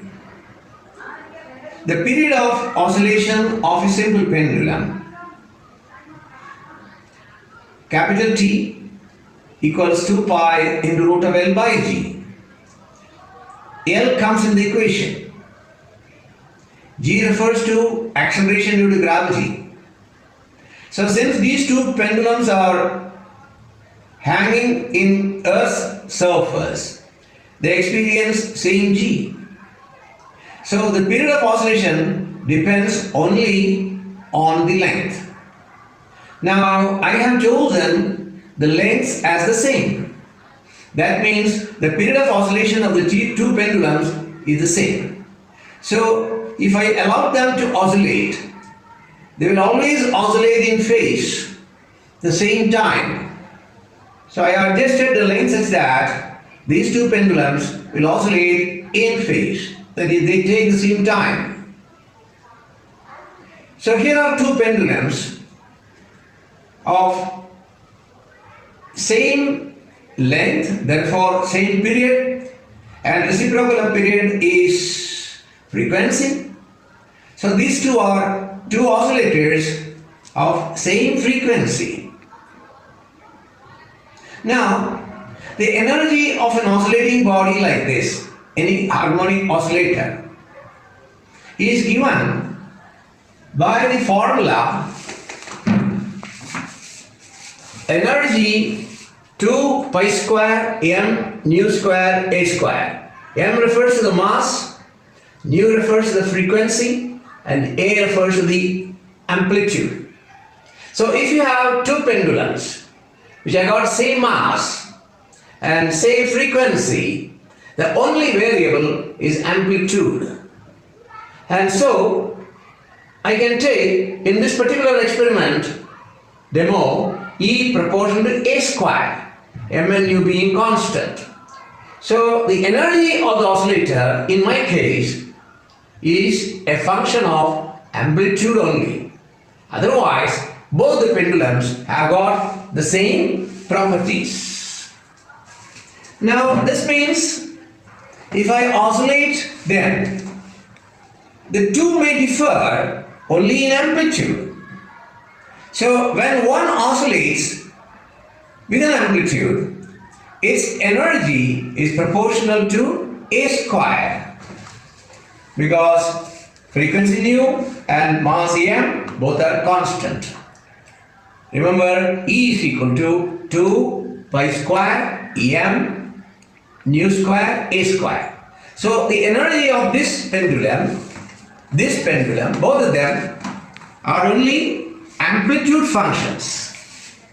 So when it oscillates with an energy, the amplitude is an indication of their energy. If it oscillates with large amplitude, it has got large energy. Small amplitude, small energy. Zero amplitude, no energy. So these are two oscillators, let me say A and P.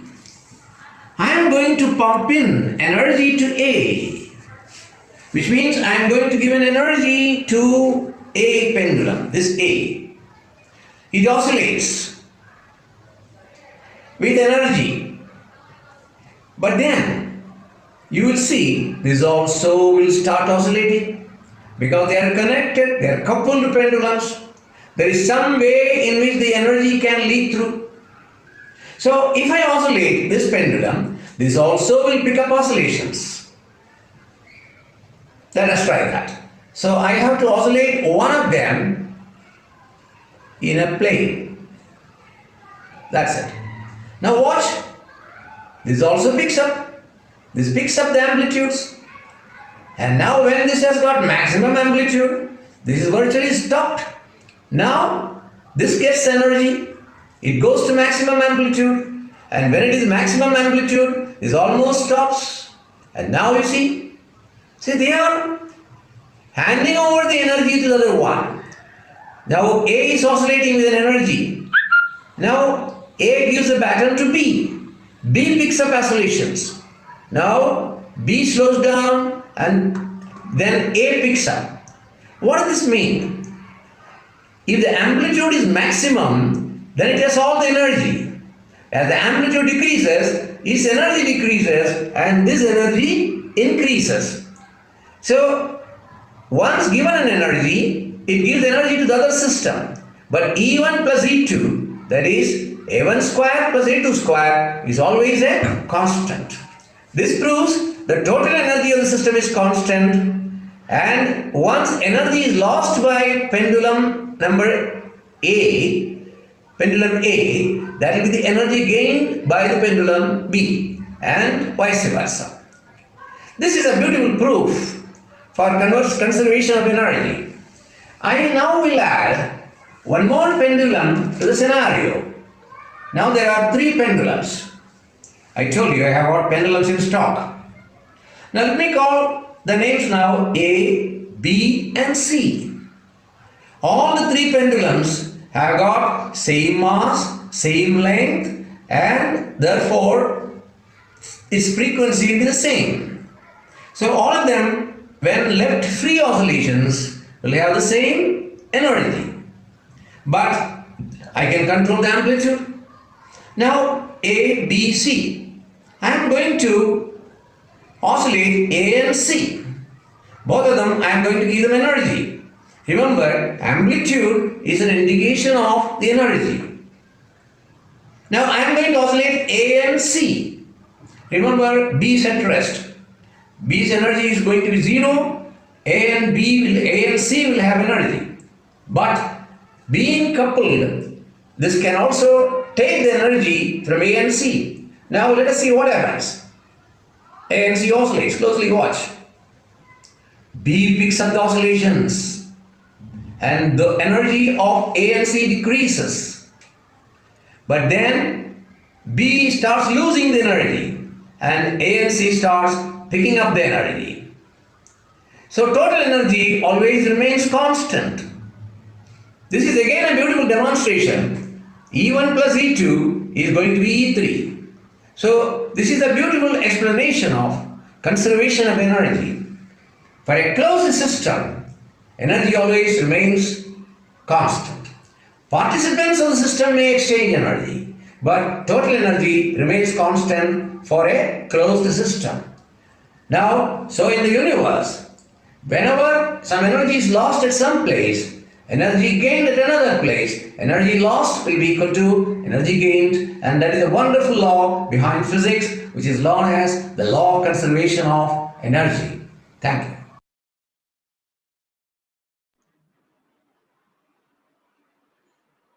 Thank you very much, Professor T.R. Krishnan, sir.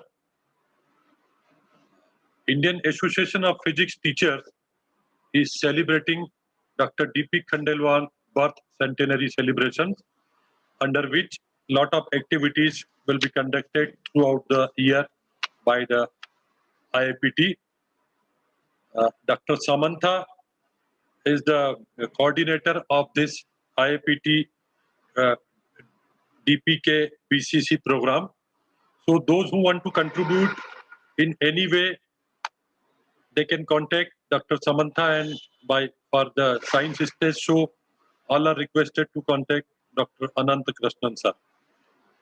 So now moving ahead to our next recorded presentation by Professor Y.K. Vijay.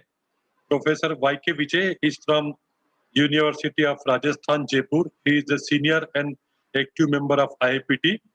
Presently, he is the member of IAPT RC09 and Director, Center for Innovation in Science Teaching, University, Jaipur.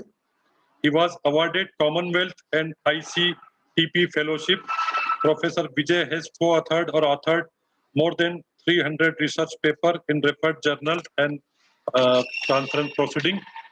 His professional awards include IUMRC Young Research Award, R.K. Ramnath Award, and IAPT Teaching Aids Award. We welcome you, sir.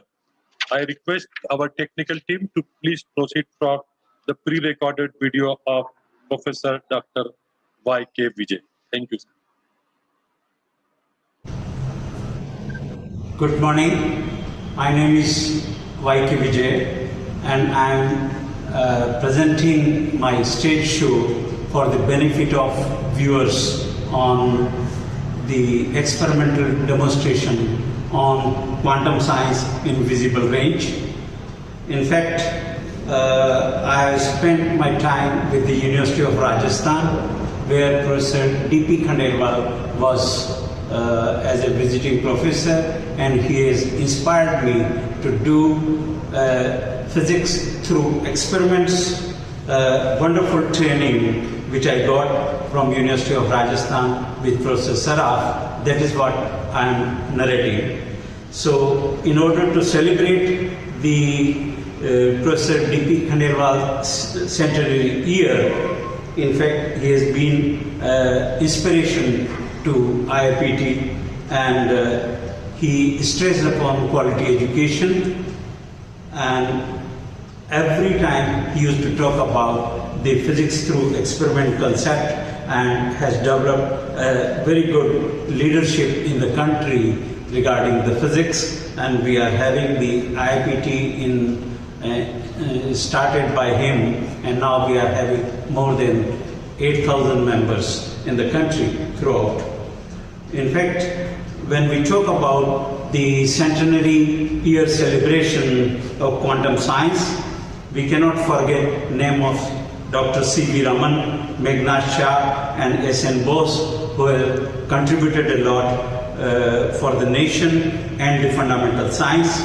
And in fact, Raman effect was discovered during the same time, 1930. He was awarded a Nobel Prize, and he talked about the interaction of light with the atom. When Shah was working, Meghnad Shah, he talked about the interaction of light, how the light comes from sun and stars, and the Bose-Einstein was famous for the statistics and energy exchange phenomena in atoms and molecules. So during the stage show, I like to describe the quantum phenomena through the laboratory demonstration which we have designed and developed throughout our career, right from University of Rajasthan to other places like Vivekananda Global University where I worked, and now I'm working at Center for Innovation in Science Teaching at IISc University, Jaipur. So I'll be talking about the atomic configuration, van der Waals potential, Rutherford scattering, Bohr orbital and Raman effect, alpha decay and molecular vibration, and plasma state. All these phenomena we can demonstrate using the laboratory experiment in the laboratory. Right now I got setup of only the two apparatus, one an harmonic oscillator and another one the Lorentz oscillator, okay, which demonstrates the kind of dynamics I will be talking about, the kind of interaction I will be talking about to describe all these phenomena. I got a vacuum chamber also where we can generate the plasma, and that is what is my laboratory. So in a limited time, I cannot explain working of each and every one, but I will share the videos which is collected here one by one. For example, when I talk about the molecular vibration, I got these balls, plastic balls, over which ring magnet is attached on each one. And when I play, then you can see the dynamics. We have got a model in which the ring magnet is attached on each ball with identical polarity of north-south, so that the dipoles are interacting. The balls are able to float on a surface of water, and they arrange themselves in a particular configuration.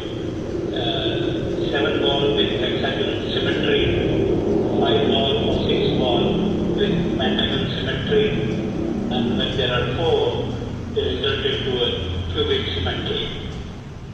If there are only 3 balls, they are having a triangle configuration. So the atomic configuration is also similar to the spherical atoms, having interaction, van der Waals interaction, and organize themselves in different fashion when they are repelling each other. So in this model, we have the magnetic interaction, but here in this model, we have gravitational interaction. When these steel balls are put together, they organize themselves in different arrangement. We call it the crystalline structures, and this is how the dynamic form look like. We have a model for solid in 2 dimensions, where the spherical ball of steel are about 10,000 in number, placed between 2 parallel plates, having a spacing around 1 mm. And when we see through, then we see the dense remnant painting of powder spheres as a model. with lot of defects in it. The grain boundaries, the vacancies and dislocations are visible throughout the structure. So the solid, it shows a plane, a monatomic plane. So using this kind of model, we can talk about the crystal structure and organization of atoms, and when they interact through the van der Waals potential. So we have got a very simple model to show the van der Waals effects is using this bar pendulum and a magnet at the bottom. If we revert that, then it comes in the equilibrium, and now it is coming in between the two.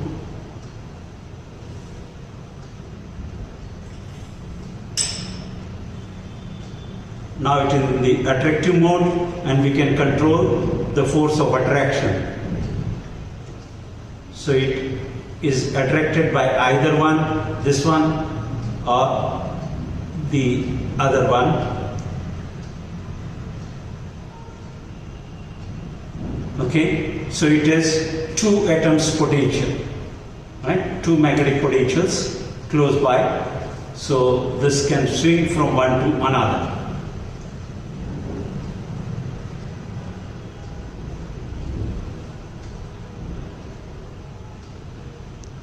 In anharmonic oscillator, here we have got the concept of the gravitational interaction and magnetic interaction together. If I remove this one, then it is only the gravitational interaction and it's a harmonic oscillator. But here is a magnet and there is another magnet here. So this is repelling at the center.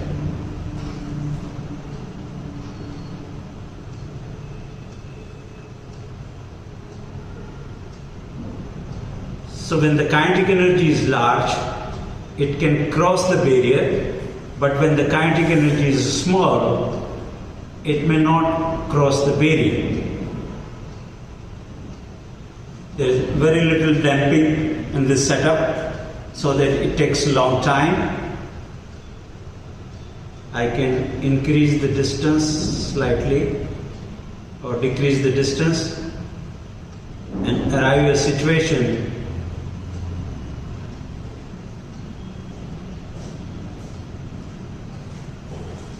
where it marginally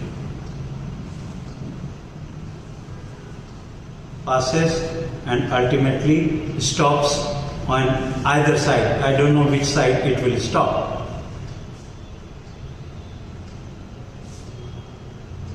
And now it is trapped in one of the potential. So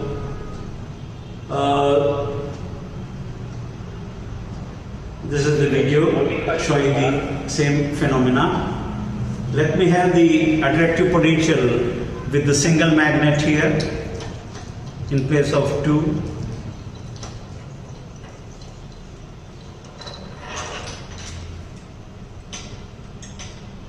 Right now there is no magnet at the bottom, but if we clamp a magnet at the bottom, it could be in the repulsive.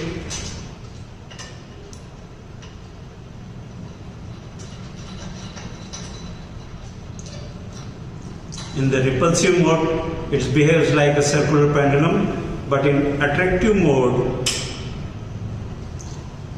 then at large amplitude, it can swing, but as the amplitude decreases, it is trapped into the magnetic potential well, and its time period increases.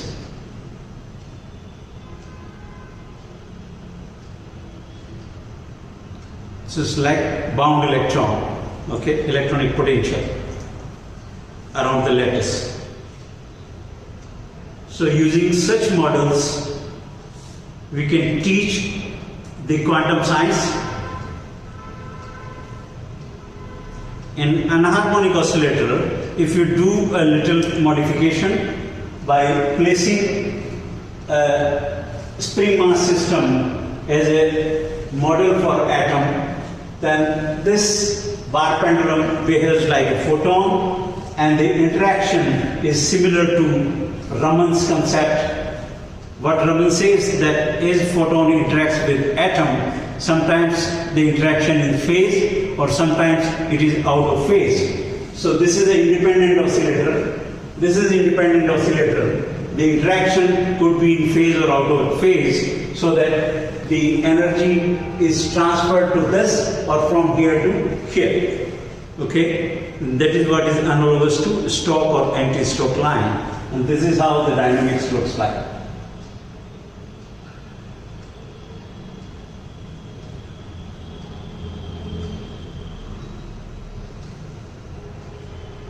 Using a video, we can do, using a tracker, we can analyze the kinetic energy variation in the pendulum and get the spikes. In order to demonstrate the Bohr model, we have a simple arrangement of a speaker and a loop, so that with the audio frequency we can generate the waves in a strip, and they travel in a clockwise or anti-clockwise direction and result into stationary waves. And analogous to the Bohr orbital, okay, we get the condition 2 pi r equal to n lambda, and they are in the visible range. At around 15 hertz, 20 hertz, 30 hertz, we get different resonant states using such a setup. At low frequency, if we have an assembly of such simple pendulums which are connected through a strip, then the oscillating strip oscillator can transfer energy clockwise or anti-clockwise and result into the stationary state of a loop, similar to the Bohr orbital model. Here, the frequency is really low at around 1 hertz or 2 hertz. You see this phenomena. In hydrogen atom, the orbital frequency is of the order of terahertz, and that is what we talk about. The wavelength is something like Balmer series, around 2000 Armstrong. When we talk about the alpha decay, I have got a small model here. It's called linear track, and in linear track, when you see the dynamics, this apparatus has been developed by Professor Saraf at University of Rajasthan, where we are having these two magnets as a generating a potential well. And this is analogous to the motion of an alpha particle with constant energy. As it passes through a potential well, there is interaction and energy transfer to this oscillator. So if it is in phase or it is in out of phase, that situation, this moving alpha particle could be trapped in the nucleus or can be de-trapped. So that concept can be visualized. So as it passes through, there is interaction, energy transfer, and at certain condition, you will get the phenomena of trapping and de-trapping.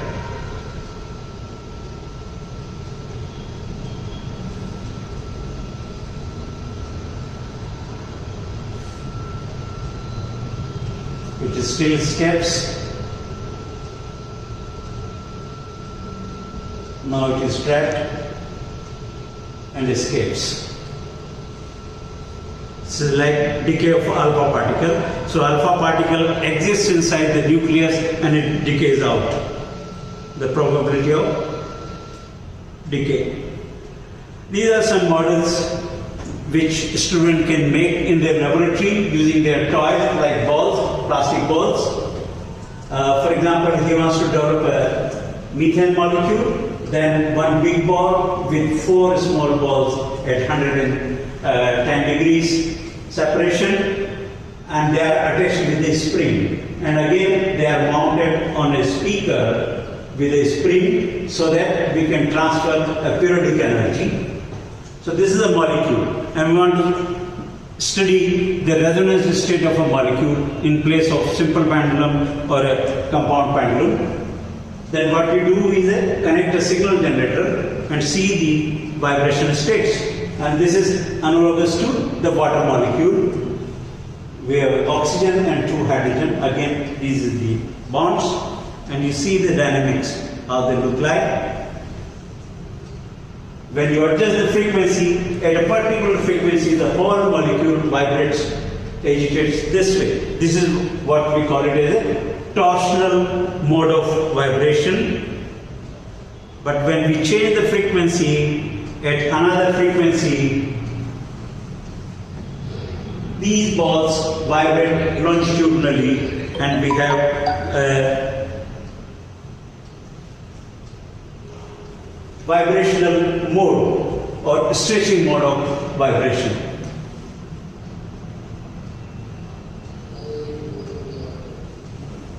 All of them are in phase, stretching the strip. The similar behavior can be seen in a water molecule. This is a torsional mode of excitation. And here we have the stretching mode of excitation.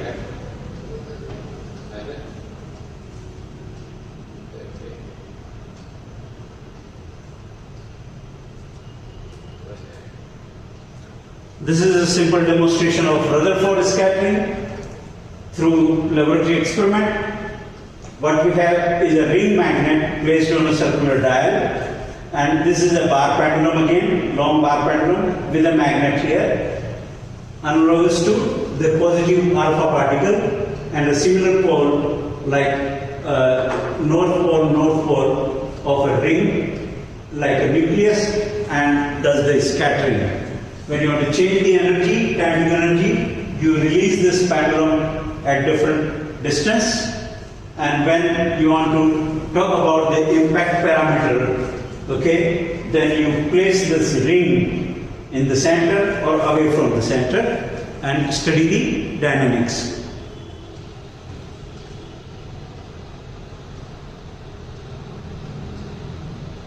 So this sort of setup depicts the Rutherford scattering. Even similar behavior, we can find it here.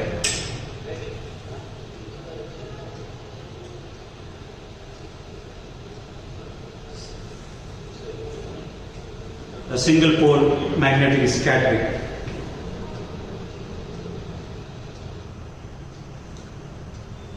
In order to see the plasma, the fourth state of matter, a simple setup, a small acrylic tube with O-ring and a rotary vacuum pump, we can generate low pressure inside this chamber, and applying a high voltage across the electrodes, we can generate a plasma inside the chamber.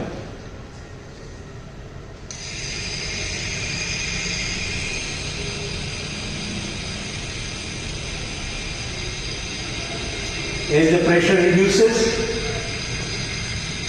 at around 700 volt,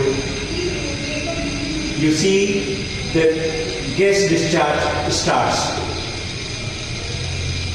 And when there is a gas discharge,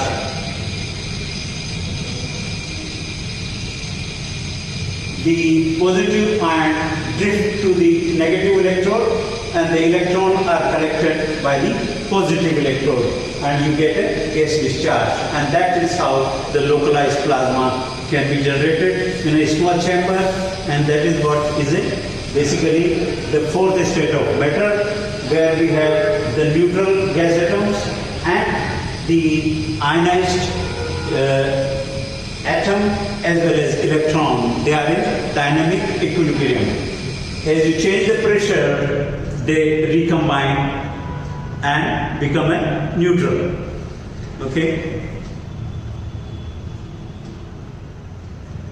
So Basically, the theme over which Professor D.P. Khandelwal stressed throughout, that we should have some laboratory where the student can play hands and have independent style of learning by doing. For that, we have set up countrywide the national innovation hubs, and we have developed several such models which can be used for demonstration of fundamental concepts, for quantification of some parameters, as well as they can be multiplied easily or they can be fabricated with the locally available material and can be maintained very well. Throughout the country, on the same theme, we have installed about 21 innovation hubs, right from Jalandhar, Pune, Bhubaneswar, Wardha and Bathinda recently, and more are coming up at Raipur and Bhopal, and of course the other places like Pilibhit, they already placed the order.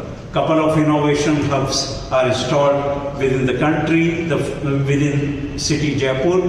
We have got 4 innovation hubs. The first one was installed at Vivekananda Global University, where I was as a Vice Chancellor, and we started working on this theme. And later on at IIS University, we have installed this as an innovation hub, and all these facilities are here. The students are enjoying this sort of a stage show. We have got an ample place to bring about 30-40 students every time and interact with them with these fundamental or the basic apparatus. Okay, so in fact the theme which we have generated in these stage shows, that we should teach physics so that they enjoy learning through playing. So we have used the toys, we have used balls, we have used the magnets to teach the fundamental theme. Okay, in all of them, the basic theme is that in quantum science, the parameters are different. Here, the parameters are in the visible range, and that is what is the importance of physics demonstration I have learned from Professor D.P. Khandelwal. So I am grateful for the IIPT who have given me this opportunity to express my ideas and themes before all of you, which can be shared at a different level, right from school to young one to the educated researchers or the teachers in particular at large, so that we can have a self-dependent, independent way of learning and quality education throughout. Thank you so much. Have a good time. Thank you. Thank you very much, Professor Vijay. Thank you very much, Professor Vijay, for giving valuable insights and giving a live demonstration. All the science stage show videos will be available on our IIPT YouTube channel also from tomorrow onwards. I request all the participants and delegates to please fill the feedback form also, so that certificate can be generated. The feedback form link will be shared through the WhatsApp group and will be put in this chat box of this webinar also. So thank you, Dr. Vijay, once again for giving a nice demonstration. Now I would request to our next resource person, Professor Sarmistha Sahu. She is a active and senior life member of IIPT, a professor of physics and coordinator of Amma Nani IIPT Anveshika, a wing of Nani Indian Association of Physics Teachers.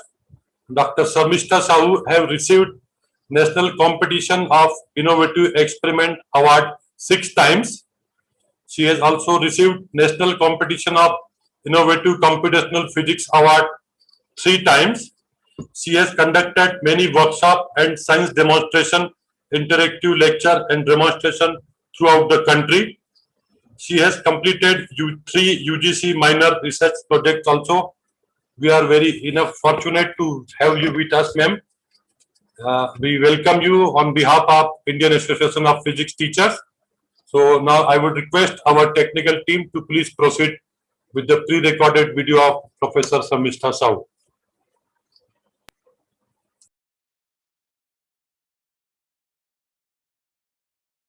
Good afternoon. All of us know that when matter is heated, it expands. Have we any time noticed when we are having a cup of coffee in a steel tumbler, can we see the change in its size? No. When you boil water in a kettle on a gas stove, do you watch it and find that it is expanding? No. How do the children believe that yes, expansion is taking place in those cases? I would like to show that in a small demo with material made at home. Please watch the pointer over here. The pointer is moving over the scale. Right now, it is at 62.5. Maybe after a couple of minutes, I will see the reading once again. Please remember 62.5. What have we done here? The experimental rod which undergoes expansion due to heating is over here. It is roughly 15 centimeters. One of its end is fixed while the other one is open and it is free to expand. For expansion to happen, there has to be heating. So we have 2 mica heaters kept coaxial, and this is being energized by a dimmer which is kept at 90 volts for getting a particular heating rate. The maximum temperature that these mica heaters can obtain is 480 degrees centigrade, and the intensity of heating is 3 watts per square centimeter, and that is good enough for our purpose. To note the temperature, there is a temperature sensor which has a thermocouple at this end, needs to be kept close to the rod, and the corresponding temperature can be read over here. This will give us the corresponding temperature of the rod while it is being heated. The sensor is having an uncertainty of 1 degree centigrade, but the sensitivity is plus minus 0.1 degree centigrade. So it is a good temperature recording which will give us small changes in temperature. This heating, when it heats, this will expand on the right hand side, and this expansion is fairly small for this sample. This is a ferritic stainless steel 401. Its thermal coefficient is 10 in 1 million per degree centigrade, which is absolutely small.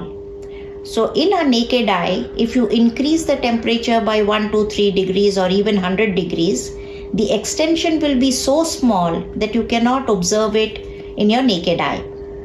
If you want to increase it, probably take 100 centimeters length and increase it for 100 degrees centigrade. You have to wait for sufficiently 2 hours or 3 hours for you to obtain a small expansion of about 0.1 centimeter, which is very small. So it has to be an expansion which should be noticeable by students in the classroom. And that is possible only by making or expanding this expansion sufficiently high for the students to observe in a couple of minutes. And that has been done over here. For expansion of this for noticing this expansion, there is magnification possible by using 2 levers. This is lever 1 and this is another lever 2. The first lever is pivoted at the point behind this wooden stud, and it is resting on the free end of the rod. The distance between the pivot and the point where it is resting is roughly about 2 centimeters. We have measured it. while the overall length of this lever is about 30 centimeters. So when this expands through a small distance x, this lever rotates like this and moves through a distance 15 times x because of its dimensions. There is a second lever which is pivoted at this point, and it is again resting at the free end of this lever 1. This distance is 1 centimeter, while the overall length of the second lever is 40 centimeters. So when this shifts through 15x, this point shifts through 40 times 15x, which is 600x. And therefore, if the small expansion x is not noticeable, 600 times x will be noticeable on the scale that has been placed just behind this. You can see it right now. The reading is 64.2. So from 62.5, it has come to 64.2 within probably a couple of minutes. Of course, the temperature I'm not recording right now, but you can record the temperature simultaneously. Therefore, the expansion is visible, and I'm sure you have realized that the pointer is moving in the noticeable fashion, and hence you can realize that there is expansion happening at this end. This is not only a demonstration apparatus, you can use it for quantitative measurements. I have taken a set of readings and tabulated over here. You can have a look. Thermal coefficient is defined as the change in length to the original length to the corresponding rise in temperature. Alpha is equivalent to delta L divided by L delta T. So for noting down all these values, I have noted the corresponding time intervals after every 5 seconds.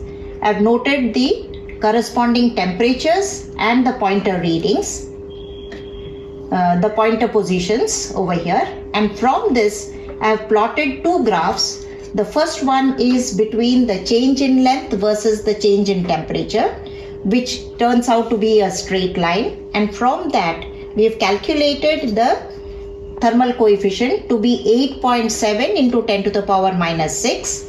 And the literature value is 9.9 into 10 to the power minus 6. Fairly good agreement within experimental error. The corresponding standard deviation was only 0.9 into 10 to the power minus 6. In addition to finding out the corresponding thermal coefficient, we've also noticed the heating capacity of my heater by plotting a graph of change in temperature versus change in time, which also is almost a straight line, and that shows that the mica heater at this voltage is heating at 2 degrees centigrade per minute. The schematic diagram of this apparatus is over here, which is showing the end of this rod. This is your first lever, which was touching the end of the rod, and after expansion it has gone to the solid line. The second lever was touching the first lever at this point. The dotted line is the original position and the solid line is the final position. The reading from the scale will help you in finding out the coefficient of expansion. Okay.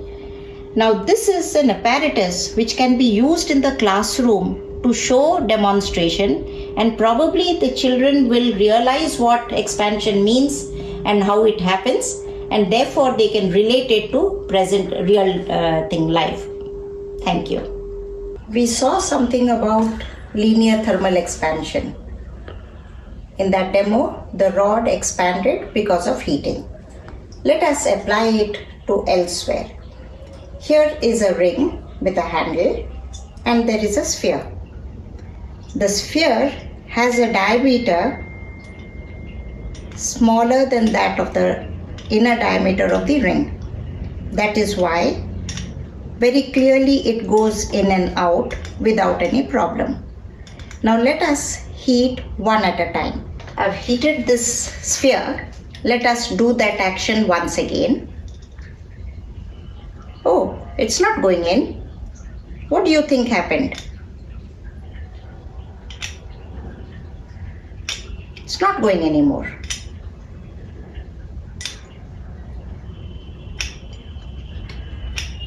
It's not going inside. Can I get an answer from you? Heat expands matter. So that is why the sphere expanded, the diameter became much more than it was originally, and therefore it cannot go through the hole because I have not done anything to the ring. Heating the ring alone and keeping the sphere away from the heat. I'll wait till it is red hot. Heated it till it is red hot. Okay. The intuition says that the ball will remain as it is, but the inner ring will become smaller, as a result of which the sphere will not enter the hole. Let's check what has happened. Oh no, the sphere is happily going inside the ring. There is absolutely no problem. So it actually means that the ring has become larger in diameter, both the internal as well as the external circle. Why is this happening? We just now realized that linear expansion is, it is expanding linearly on either side. If that is what it is, then this length should have increased this way as well as this way. Therefore, the inner ring should have become smaller. If that is so, the ball should not have gone in. But now we see that the inner ring diameter is also bigger than it was. The outer ring is also bigger than it was. That means there has been expansion this way. What do you think is the reason if this is correct? This is correct because the sphere is not going in. And where do we use this? This matter is made up of atoms, two consecutive atoms or atoms which are close to each other, effectively behaves like as if there is a spring between them, and these are vibrating. When the temperature increases, this vibration becomes even more, and therefore instead of vibrating like this, they are vibrating much more, and therefore the center of mass of this is not symmetrical. Since the vibration is for a longer distance, all these molecules which were vibrating have now started vibrating like this, and therefore the center of mass has gone much more than the previous position, giving rise to a larger diameter, both internal as well as external. This simple ring, which has expanded its diameter, is used in the case of bullock cart wheels, where a metal ring is fitted on a wooden wheel by expanding it. And after you let the ring fit the wooden wheel, if you leave it for sufficiently long time, it cools and it contracts and makes a tight enclave onto the wooden wheel.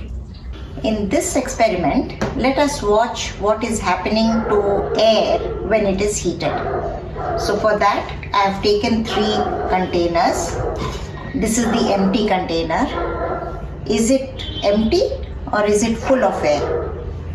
I'm sure you will tell it is full of air. It is not empty. And then I have another container which I want to use it as a reference. I have added some colored liquid into this. The third container is graduated in milliliters. I have marked some lines over here with the help of a 20 ml cup. So these markings over here refers to 20, 40, 60, 80 and so on. This whole bottle is 565 ml. It is graduated on the side. Now what I will do is fit this bottle over here for convenience so that it does not move. Now I will close these containers with their corresponding cap. The first cap is having one hole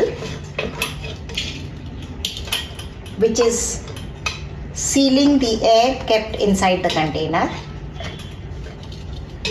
The second bottle has two holes.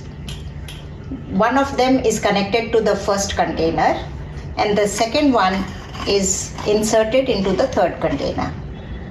Watch what is happening, then we will realize and discuss upon it. I'm pouring some hot water into the container to make it a hot water bath. Please watch. Look at the last container.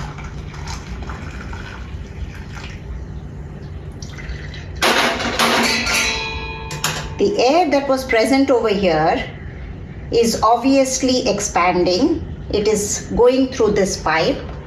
It is pushing the air into this container and therefore developing a pressure difference, and the liquid is coming out into the third container. I hope you have observed it.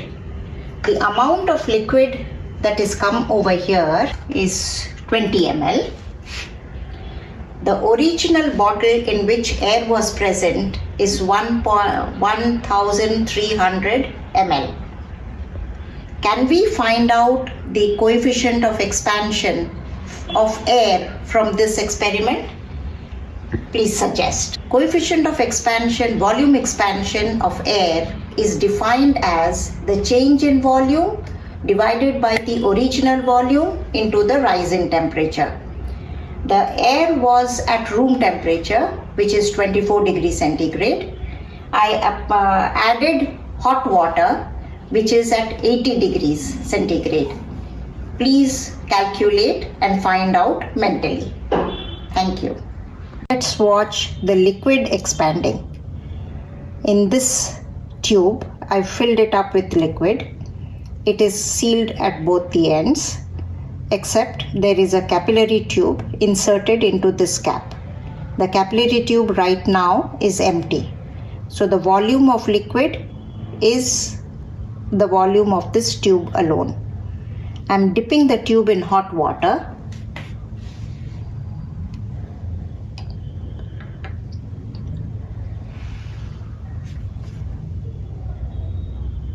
Watch the level of liquid over here. That is the expansion of liquid due to heating. The level of liquid is over here. Initially, the capillary tube was empty.